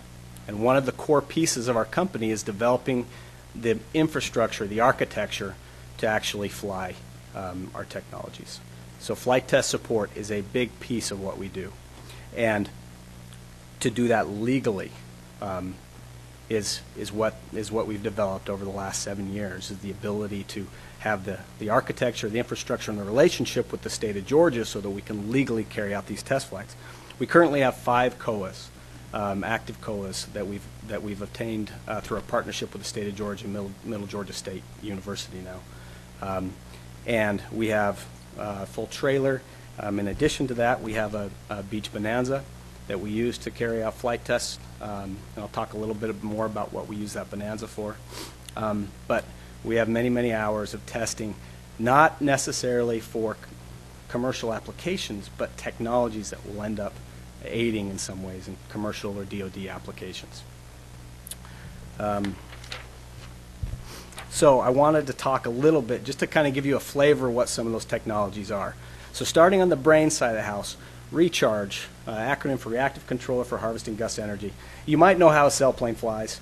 It rises into a rising gust of air, and it slows down and spirals in that gust of air, and without an engine, it can fly for hours and hours and hours and hours. Well, recharge is similar to that, but it helps small UAS fly through turbulent air and extract or minimize the amount of fuel, basically, that it uses. So recharge is a guidance system. It can hook up to virtually any autopilot, go into any airplane, both small and large, and it can detect the wind fields that it's flying through, and it can help them fly more efficiently. It can help them fly longer. And we've actually flown this. We've flown this in partnership with the state of Georgia, and we were able to find out that we could minimize fuel consumption by 5 to 10%. This is a partnership that we had with Professor Johnson, who just had to leave, AUDSA. So you see this image here. There's actually a GIF that goes along with this image, but this was taken over Afghanistan in 2004. And you see that Airbus A300. Look how close it got in that top right image to the nose cam of this German Luna UAV. This is why the FAA is so concerned about drones proliferating in the airspace. If that UAV were over just a little bit and got sucked in the engine, or heaven forbid, actually hit the cockpit, that's 55 pounds. The energy would have easily gone through the cockpit and possibly killed the pilots and brought down that entire, over 200 passengers in that airplane. So it's a big deal. And so we've been working. We started this back in 2000, and well, goodness, we flew it back in 2010. So many, many years ago, we developed the algorithms to help a UAV, when it's able to detect other airplanes, avoid intruding aircraft. And it does so. So I'm a pilot, okay? And I've been trained that if I'm flying along and I see another aircraft flying towards me, I've been trained to turn to the right. And I expect the other pilot with the same training to turn to the right as well. Well, AUDSA, we took pilot right-of-way rules, we took ATC best practices, and we put that in to the brains, basically, so that if we took this guidance algorithm, we put it into an aircraft, UAV, a drone, then it would avoid in a manner that was very similar, if it was safe to do so by a manned aircraft. This is something we started many, many years ago, and you can actually see 2 of Dr. Johnson's aircraft. We flew it originally on his airplanes, and the little ground track you see up there is actual flight data from flight experiments. In addition to that, we also have another current NASA program called REMAP, which REMAP allows us to fly. I know there's a lot of images up there, but the gist is if you had a bunch of drones flying all at once, you could have one operator that could say, hey, I need this drone. Let's say we're trying to detect a forest fire. I need one drone to look at this area. I need another drone to look at this area. We have detected a lightning strike over here, and I need a drone to look at this area.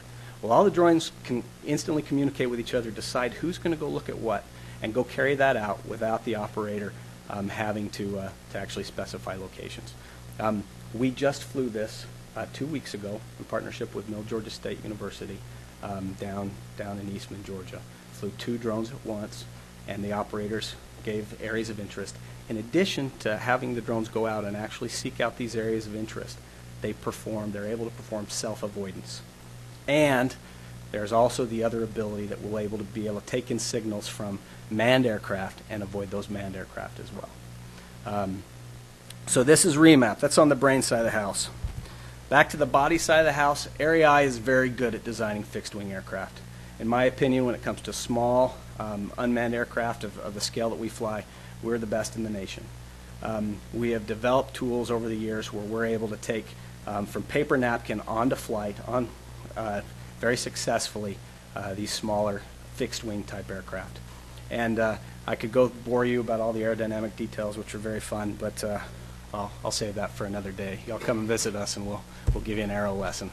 So on the body side of the house, we've been recruited by the Air Force and by the Army. Currently, we have a program called Impulse, which we're developing a hybridized propulsion system to allow a small UAV to fly very quickly to a target, but then be able to slow down and loiter efficiently for many hours at a time. That's Impulse. We also are the prime contractor on the high reliability propulsion system. If you're not familiar with the UAV in the picture, that's the Shadow UAV. It is the primary unmanned aircraft workhorse for the Army. And we are trusted more by the Army to help select this new engine from the standpoint of performance analysis and processing wind tunnels and guiding wind tunnel data than the Army actually trusts the manufacturer of this aircraft. This is the fidelity and how powerful our aerodynamic tools are. So we're helping select a new engine that will improve the payload capacity and performance of the Shadow UAV. We're also doing work with the Navy in magnetic anomaly detection. So we're helping them develop, size and develop towed bodies that you drag behind a helicopter low over the ocean with a sensor in that tow body that helps detect submarines, enemy submarines. This is probably our most public airframe. You guys have seen this. This stems very much out of our partnership with the state of Georgia and the Georgia Aerospace Center of Innovation. It's called Terra, Prototype Technology Evaluation Research Aircraft. The P is silent. You can call it P-Terra if you'd like, but you also have to call a knife a knife. So Terra is you see our fleet of aircraft right now. Two of those aircraft, the one in the front and the one on the right, are owned by NASA. The one on the right is at NASA Armstrong at Edwards Air Force Base, and the one in the front is at NASA Langley. Terra is a flying laboratory. It's not an airframe that we intend to build or manufacture hundreds of. We'll be ecstatic if over the next 10 years we build 10 of them. But it's meant to be something that researchers can take and fly. Like I said in the very beginning, you have to fly things. The real world is so much different than the simulated world, even the wind tunnel. You have to do that. And there are many technologies, especially in the standpoint of control systems and some aerodynamic treatments, that makes a lot of sense to take those technologies and fly them in the real world. Well, Terra exists for that purpose. Terra exists for researchers. It exists as another laboratory tool that they can use to go out and test aircraft. And so, as I stated, we've delivered a baseline configuration to NASA Armstrong, which we flew about a month ago with them, and then we developed a Terra GMAT. They came up with GMAT, which is a terrible acronym, but Generic Modular Aircraft Detail. They're actually going to use this to look at preventing the causes of the Air France crash out of Brazil and also the Buffalo, New York Colgan Air crash. That's what this is going to be used for. They have an internal cockpit that a human being actually flies this. They'll stall it and perform maneuvers that you would never do in a manned aircraft. But we designed Terra GMAT to behave very much like a regional jet, a CRJ-700 in particular, and it's scaled so it will behave so much like that, so that they can actually collect useful data that can be used to train manned aircraft, manned pilots in the future. So that's Terra. That kind of gives you an idea of scale. Very large, heavy aircraft. This is final. This is actually the first public image that's ever been released of Altius. It's an air-launched tube integrated unmanned system. And so this is a highly stylized image of that, but Altius is, as its acronym portrays, is an air-launched UAV. It fits into a small tube. It's a standardized tube that the Air Force builds, and then another one that the Navy builds. And one of the missions I'm not at liberty to discuss, but the Navy is actually we're working with the Navy to be able to use this for ASW, or anti-submarine warfare. So Altius is launched from an aircraft. It deploys its lifting surfaces, goes down low over the ocean floor, and has a sensor that's sensitive enough to be able to detect submarines. And so Altius is actually AREI's primary source of business, and the one we can talk the least about.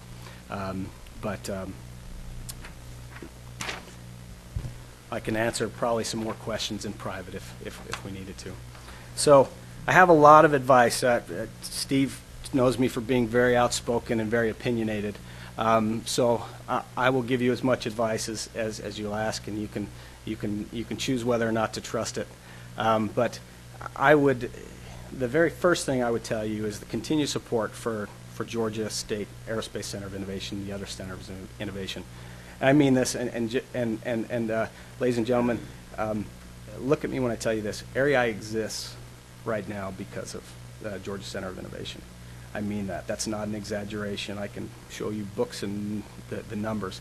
We have no outside investment. AREI has been bootstrapped from the very beginning, from our own contracts, external contracts.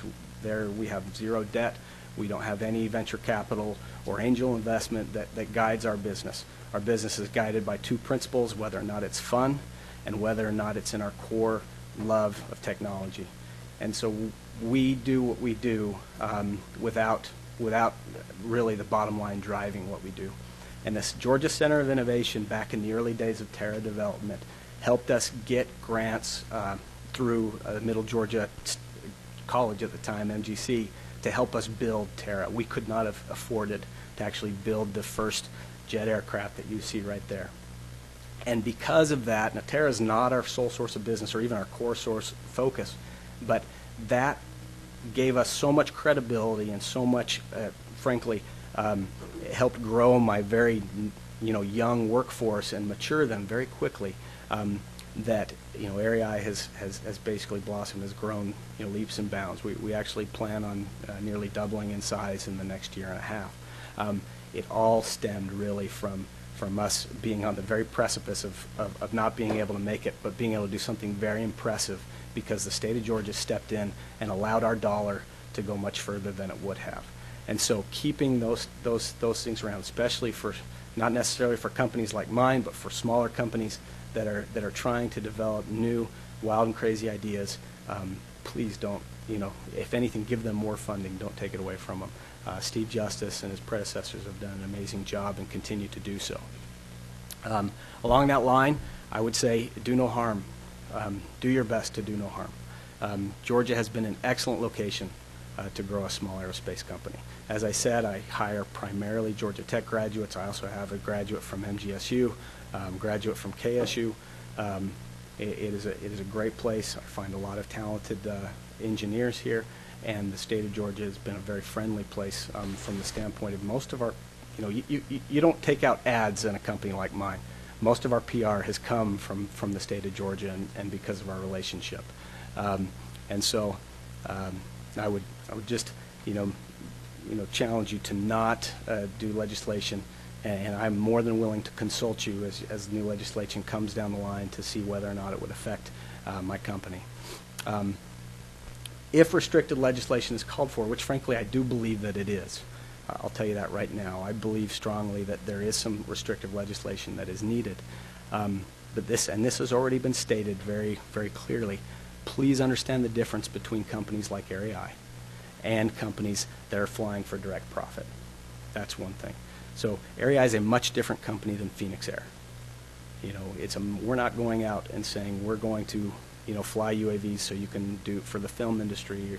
It's not to say that AREI won't in the future, but currently it's not part of our plan.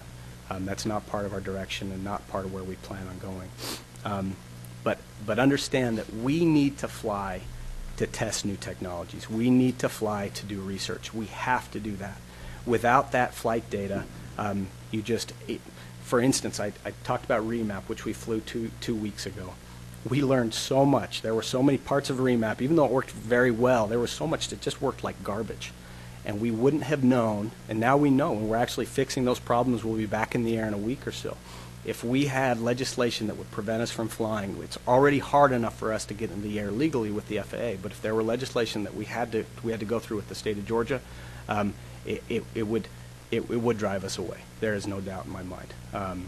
So understand the difference between us, an R&D type entity, an airframe manufacturer that's not out necessarily, flying, for direct profit, and those, but then also understand the difference between companies like us and those commercial entities, and the recreational and just frankly flying by the seat of their pants, people flying for realtors and whatever else that have no business being in the air without more legislation, or more direction, more responsibility.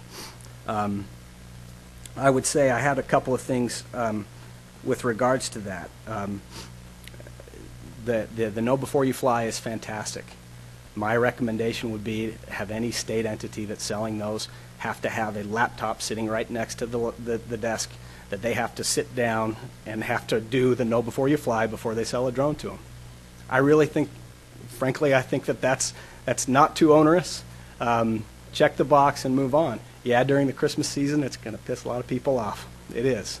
But I'm a commercial pilot, okay, and I use my airplane to fly my family around quite a bit. And the last thing I want to do is see a quad rotor when I'm on final approach with my family in the airplane. It's just, it could be prevented. The other thing, having said that, is I would challenge you to not overreact when something bad happens. And I say when something bad happens. It is only a matter of time before what I just described does happen, where a family of 6 plows into the woods in rural Georgia because some idiot was flying his quad rotor when they were coming home for Christmas. It is only a matter of time.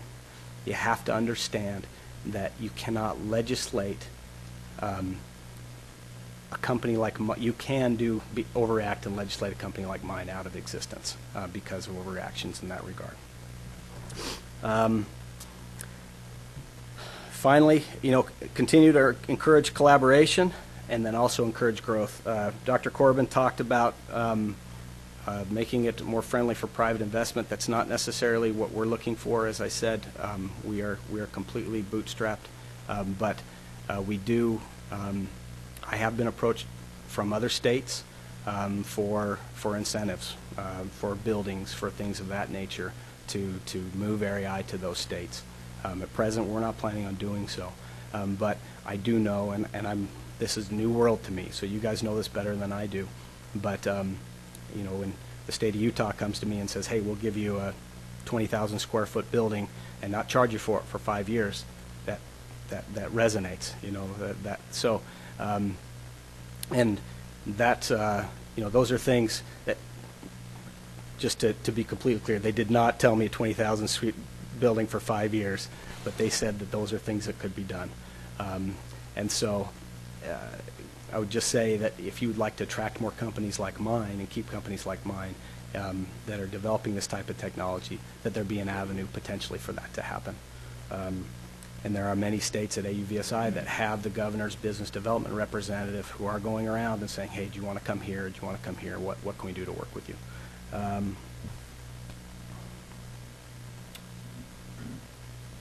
I think that's it. First of all, no one wants to live in Utah, so you stay. You just you just stay put in Georgia. One of the things, and you hit on it, the whole purpose, I think, of us trying to have these committee meetings is to have responsible, measured legislation in place that is geared toward the novice to try to prevent some of the problems from occurring so that there's not a knee-jerk reaction, so folks like you can continue to grow and prosper and to fly. One of the things, just as an example, I wanted to ask you, I'm assuming every time you take off and every time you land, every time you retrieve one of your planes, you have permission to do that. And a few of the states I've noticed in looking at the other states have some laws about you cannot take off or retrieve a drone on private or public property without permission, which cuts down on a lot of the novice and the ability they have to maybe trespass. Yep. But it's very specific. That would have no effect on your industry because you have that permission, correct? No effect. As a matter of fact, I would say one of the ways that you could help my industry is to open up, there are a lot of very rural airports that have almost zero general aviation activity. They service, a few airplanes, a day, if that. And it would help if the state of Georgia maybe incentivized those airports to allow entities like mine to come out and fly, and to do so legally. And we fly, we've flown in controlled airspace, we've flown in uncontrolled airspace, and at both at Heart of Georgia Regional Airport and at the Cochran Airport, and we've interfaced with the manned traffic, the general aviation traffic, and we've never had any issue. People are wonderful, especially in the state of Georgia. You know that, and they're interested, they're accommodating, and they want to help you, especially when they realize that it is a legitimate enterprise and that we're not going to spy on their neighbor or something like that. Well, that's right. And one of the things, and I'll say this with Steve in the room, what if there is any legislation introduced out of this committee, I would encourage Steve to pass that along to folks like you so that you can review that once it's introduced. And I can speak for myself personally, and I'm sure the other members of the committee, if you see something that gives you some concern that could have an effect on your business and your ability to grow, then we definitely want to hear from you. Absolutely. It's definitely not our intention, and that's the reason we went through this process. It's definitely not our intention to hurt any business in Georgia that's responsible and doing a good job, and we actually want to have the opposite effect. We want to set up an environment where you can grow and prosper, and we can bring other businesses to the state. So I would encourage you to stay involved and look for that, and if there's something out there, and if you have any thoughts or questions, please don't hesitate to call us. So. Will do. All right. Any other questions? Sir, thank you for your time. Thank you.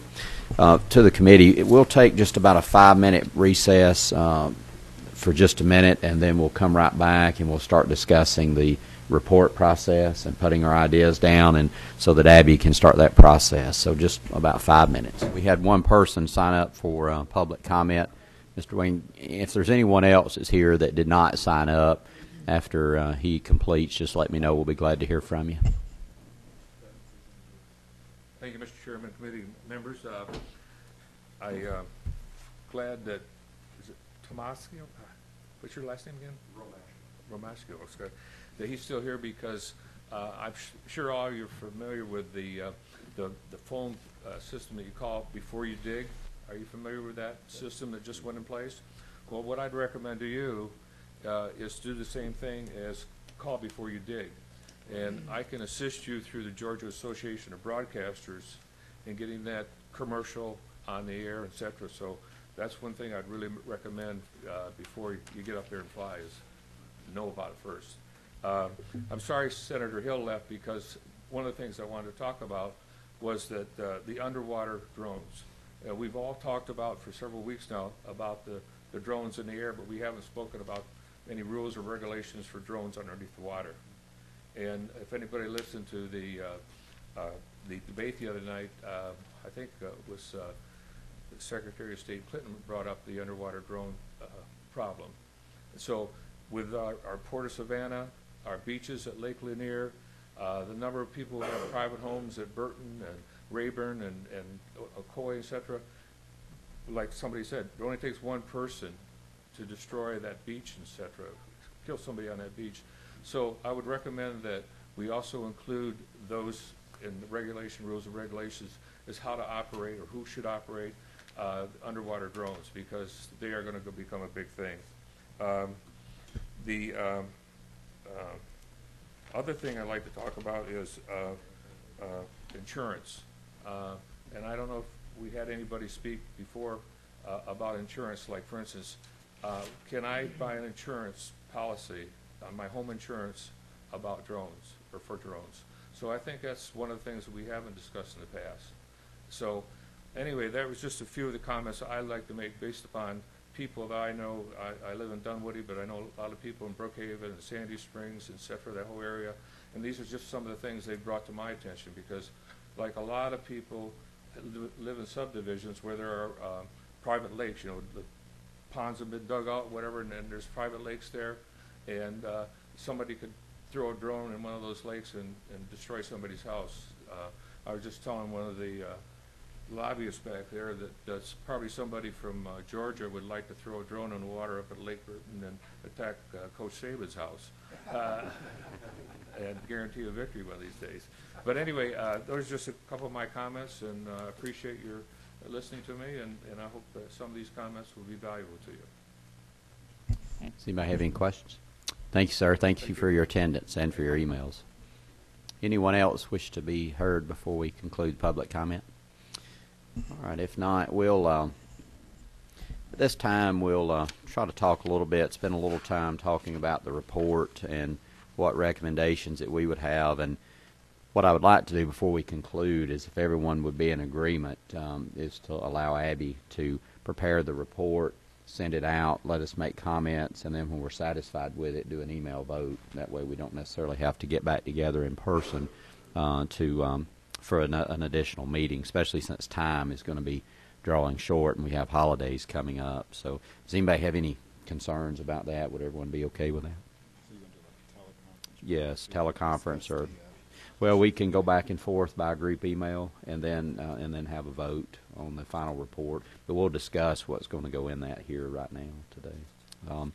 First, I also want to thank Jill and Abby for being here at all of our meetings, for their work and their work that they're going to put into this moving forward. We appreciate your help. Each committee member, I appreciate you all taking the time out of your busy schedules to be here. And for all of those, Steve and all the other folks in attendance today that's been in all of our meetings, I believe we've had a very productive series of meetings. We've had some great speakers and presenters, and I know it's been very informative for me personally.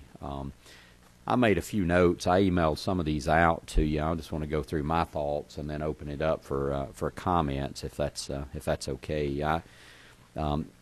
I know Senator Hill's not here, but he has a very strong thought that that we should consider, and this would be just a thought to put in the report, but that we should consider the concept of creating some type of commission. That commission could be Aerospace Commission.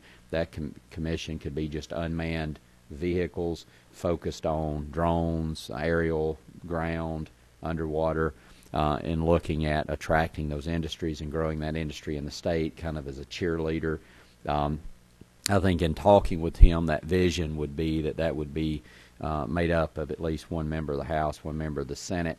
So you've got the legislative body involved, and then other members would be appointed as they normally would be, either by the governor, the speaker, lieutenant governor, and those individuals would be industry-related experts in this area. So I don't have any issue with that recommendation personally, and including that in the report for consideration. We've heard those comments, and does anybody have any specific thoughts on that or concerns about at least looking at that as an option? The next thing we heard today, and we've heard this from several individuals, we've got great schools in the state, universities, Georgia Tech, Middle College of Georgia, others who are doing an outstanding job in this area. So I think maybe having a comment in the report about continuing to encourage our higher learning institutions, the ones that are involved and the others that necessarily are not involved, to look for ways that they can engage in this process, look for opportunities to be involved in this industry, and to grow that at their institutions by offering classes, certifications at the technical school level. We've heard that the FAA is looking at changing their commercial F-33 exemption so that you could have an operator's permit, operator's course. All of these are opportunities that I'd like to see our higher level learning institutions encouraged to stay involved and to get involved if they're not. We heard a comment today that I think something that the question's not been answered. I know the U.S. government's concerned about this. We're concerned about it from a critical infrastructure standpoint. We did hear from one company last meeting, D-Drone, which was the company that was looking for ways to defend and identify incoming drones. So My thought, too, at the higher level, Georgia Tech and others continue to encourage them to look for ways to create the technology that's going to be necessary to defend against these drones in the future when they're used for purposes they shouldn't be used for. And then also at the same, on the university or at the state level, is, and again, this was talked about today, but encouraging the state and all our state agencies to look for ways to utilize this technology, drone technology, to save money, whether it's the state agency using a drone itself or whether it's contracting with a company to use a drone to do services at a lower cost because of the improved technology. So just looking for ways to use this technology at the state level. So that's kind of the state issues. And does anybody have any thoughts or issues or concerns about any of those? Those are just my thoughts based on what we've heard.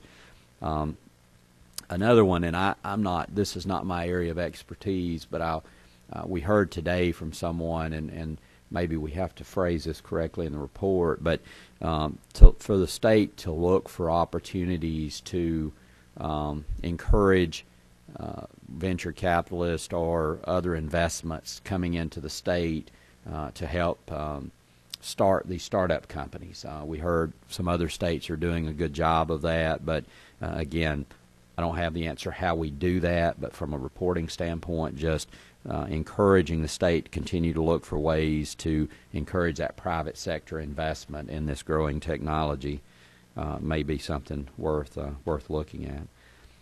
Another thing I think that would be that we've heard over and over again is to encourage the state and state agencies to look for ways to partner with the FAA and others to educate the public on the proper use of drones. You know, the gentleman had a great idea: know before you call, before you fly, know before you fly, like the digging program.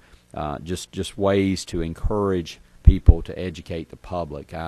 I'm amazed at when you talk to people that are even using them for commercial application but haven't went through the proper channels, how little they know about this area. So it's changing so rapidly. So I think we as a state need to look for opportunities to encourage others to learn how to use them properly, because I think most of the people that I've talked to don't have any ill intent. It's just they don't know better, and we need to make sure they're educated in that area. And let's see. One of the things too, and I've got some other items I'm going to go through, and then I'll open it up. These other items are more ideas for legislation that from all of our conversations we've heard of ways we might be able to regulate the novice side of this. But one of the things I think it's important to note in the report is that through all of our committee meetings, there's been a common theme we've heard over and over, and that theme is the problem is not the people who have the Section 333 exemption. It's not the people who have went through the process the FAA has set up. As far as I know, we've not heard any negative reports from any of those individuals that's using drones improperly. So in any legislation, making sure that we consider that, and making sure that we consider whether it's a carve-out or language that recognizes there is a difference between those individuals. Then I'll run through my list here of items. One is privacy. We've heard the privacy concern from everyone from the farmers who are concerned about other farmers coming over and spying on their agricultural property. Well, we've heard that from private citizens concerned. We heard from the law enforcement community. We heard from Chuck Spahas with Prosecuting Attorneys Council that there may be some laws now to govern this. Some of them have not been tested.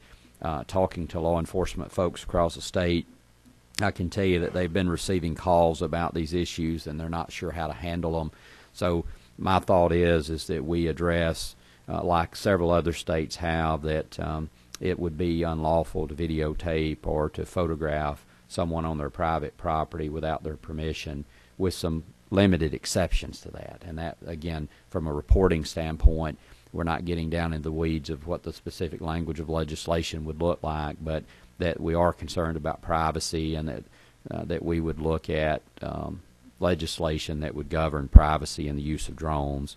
my thought on limited exceptions would be we need to be careful that we don't limit the utility company's ability to access their utility lines, that in circumstances where law enforcement or the fire department's looking for a lost child, that type of thing, there are exceptions. We also heard from the law enforcement community at one of the sheriff's offices that were using drones that they had a policy that they did not retain any photographs or videos that they shot that had no evidentiary value. And I think that, and we asked the law enforcement community if they had any issues if we put something like that in statute, and they did not. I think that's important because people are concerned about their privacy, and knowing that the government's not retaining that information that has no evidentiary value might be important. And it also does become subject to open records, which is a concern, I think. The FAA's already said this, but we heard like from the Atlanta Police Department that the FAA is not always there when they have one of these problems, but I think it's important that we do not allow drones to be armed in the state, so legislation possibly around that issue of not arming a drone. We heard that one of the Dakotas are allowing non-lethal devices to be loaded on drones for law enforcement purposes. I think that's a concern I would have, that we don't go down that road as a state. I don't think drones need to be armed. Looking at how we as a state can regulate that you cannot fly in certain areas around the Capitol, for instance, around critical infrastructure is an idea. The fact that local government could restrict or allow the use of drones on their property. So if a county has a public park and they want to have an area of that park that they're going to allow people to go fly drones, which I think would be a good idea, that they could do that. If they wanted to have another part of the park that they were not going to allow drones, they could do that, so they could regulate that at the local level. I think we also heard from several speakers during the Law Enforcement and Government Day on drones about the concern of flying around public safety emergency scenes, so the ability for local and state law enforcement to restrict the use of drones around an emergency. So if there's a car wreck, a fire, they can ask someone to move out of the area, and they would have to do that. Requiring a search warrant for law enforcement to use a drone in an area where someone has a reasonable expectation of privacy. Again, in talking with Chuck Spahas and others, there's some conversation about maybe that would already be required, but it's not really been tested. So making that clear, again, asking Director Keenan, the Sheriff's Association, and the Chiefs of Police all said they would not have any concern about having that as a requirement. I think one of the big ones that I saw at least one or two other states had that I think really cures a lot of our issues with the novice is it's unlawful to take off or to recover a drone from private or public property without permission. So if you don't have permission to take off, or you don't have permission to land in a location, you're not able to do that. We heard from DNR that they would like to see it be unlawful to use a drone to hunt or to fish, and also unlawful to interfere with someone who is hunting and fishing or trapping. And several states have done that, and DNR is recommending that we consider that, and I don't see any reason that, personally, that couldn't go in the report also. One other area that I think we should consider is making it unlawful to use a drone within so many feet of a public road without permission, and that may be an area that we want to have a carve out for the FAA for the Section 333 exemption. But from the novice standpoint, not flying too close to the roadway, you have a crash, you hit a car, you cause an accident, that's something I think we should consider. And then last on my list, and I'll open it up, is my thoughts on the registration issue is that we should put in the report that the state should monitor what the FAA does, both on all their regulations and specifically with registration, but that we should not try to duplicate or create a secondary registration because of the situation we've seen in North Carolina and the harm that caused there. But I do think that we'll see, personally, the FAA move more and more towards some form of registration. Right now, it's difficult because even if they do that, it's going to be primarily voluntary. But once we have an incident that occurs, I think you'll see Congress force that on the FAA more quickly. So I know that was a lot of information, but I think I hit all my highlights, and open it up for anyone who has any concerns or thoughts about those, and then any others. Eddie. Potter, who was present earlier. He, of course, represents the insurance industry. I did not get into great detail, but having heard a lot of the comments that were made today, he had some very grave concerns as to how it might affect insurance and liability and so forth. So I think those are some areas we probably need to get some additional input about. That's a good comment, and that may be a good thing for the report also, is to that the state needs to explore ramifications on the insurance industry, and if there are any legislation that's needed around that area, that we would support that to ensure that that's taken care of. We did have a gentleman who Steve actually put me in contact with that is in the insurance industry and is an expert in aerospace type insurance, and he was not able to be here today. He was out of state at a conference, but we talked briefly on the telephone about this issue, and he's going to try to put together some information, and I'll get that out to you. Good. Any other thoughts, Representative Prince? What's your thoughts? I'll tell you, I've looked at your notes and what you put out, and basically going through mine, I think you just covered everything that were sort of highlighted that came out, repetitively. So, once we get a chance to look at it, I think, and think on it a little more as well, because again, my focus is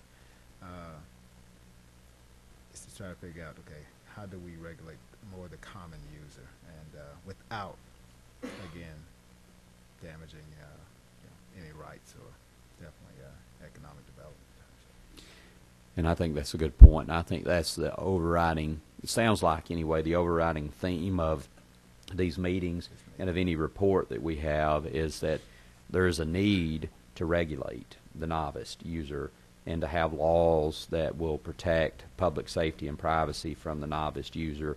But our concern is not about the folks who are doing it the right way, the Section 333 exemptions and the COAs, and that seems to be the overriding theme of what we've heard. So I think it's important, the report, to reflect that. So thank you. Representative Hightower, any thoughts? You've covered almost everything we've really talked about, so I mean, that was a good rendition of what we've heard from.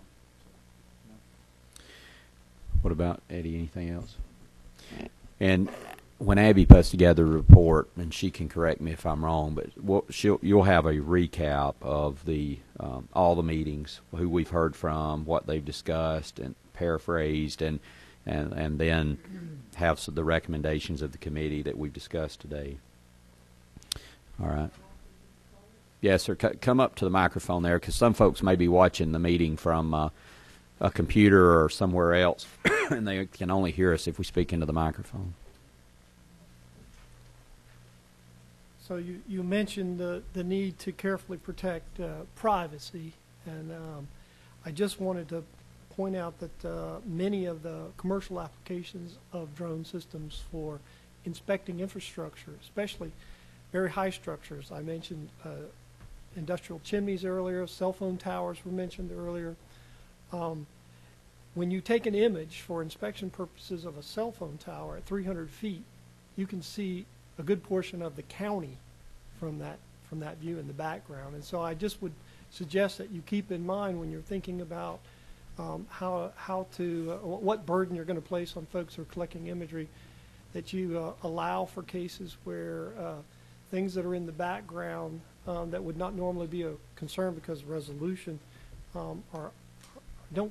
don't create such a burden that it makes it impossible to do these very practical inspection tasks. Thank you, sir. And that's a good point, and that's one of the reasons that we wanted to do the committee process, study committee, is because everything we do can have unintended consequences. And So as Abby prepares the report, and ultimately Jill, as you prepare legislation, we need to keep in mind that to make sure we write it so that individuals have that intention of capturing that specific image on private property. They're not, if it's inadvertently caught by being in the place they should be with permission, taking a picture of a cell tower, but you can see my property way off in the background, that's not violating the law.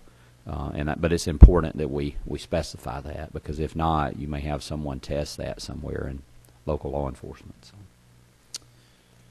Anything else? All right. Well, Abby, what do you think the time frame is on preparing a report to get out a first draft?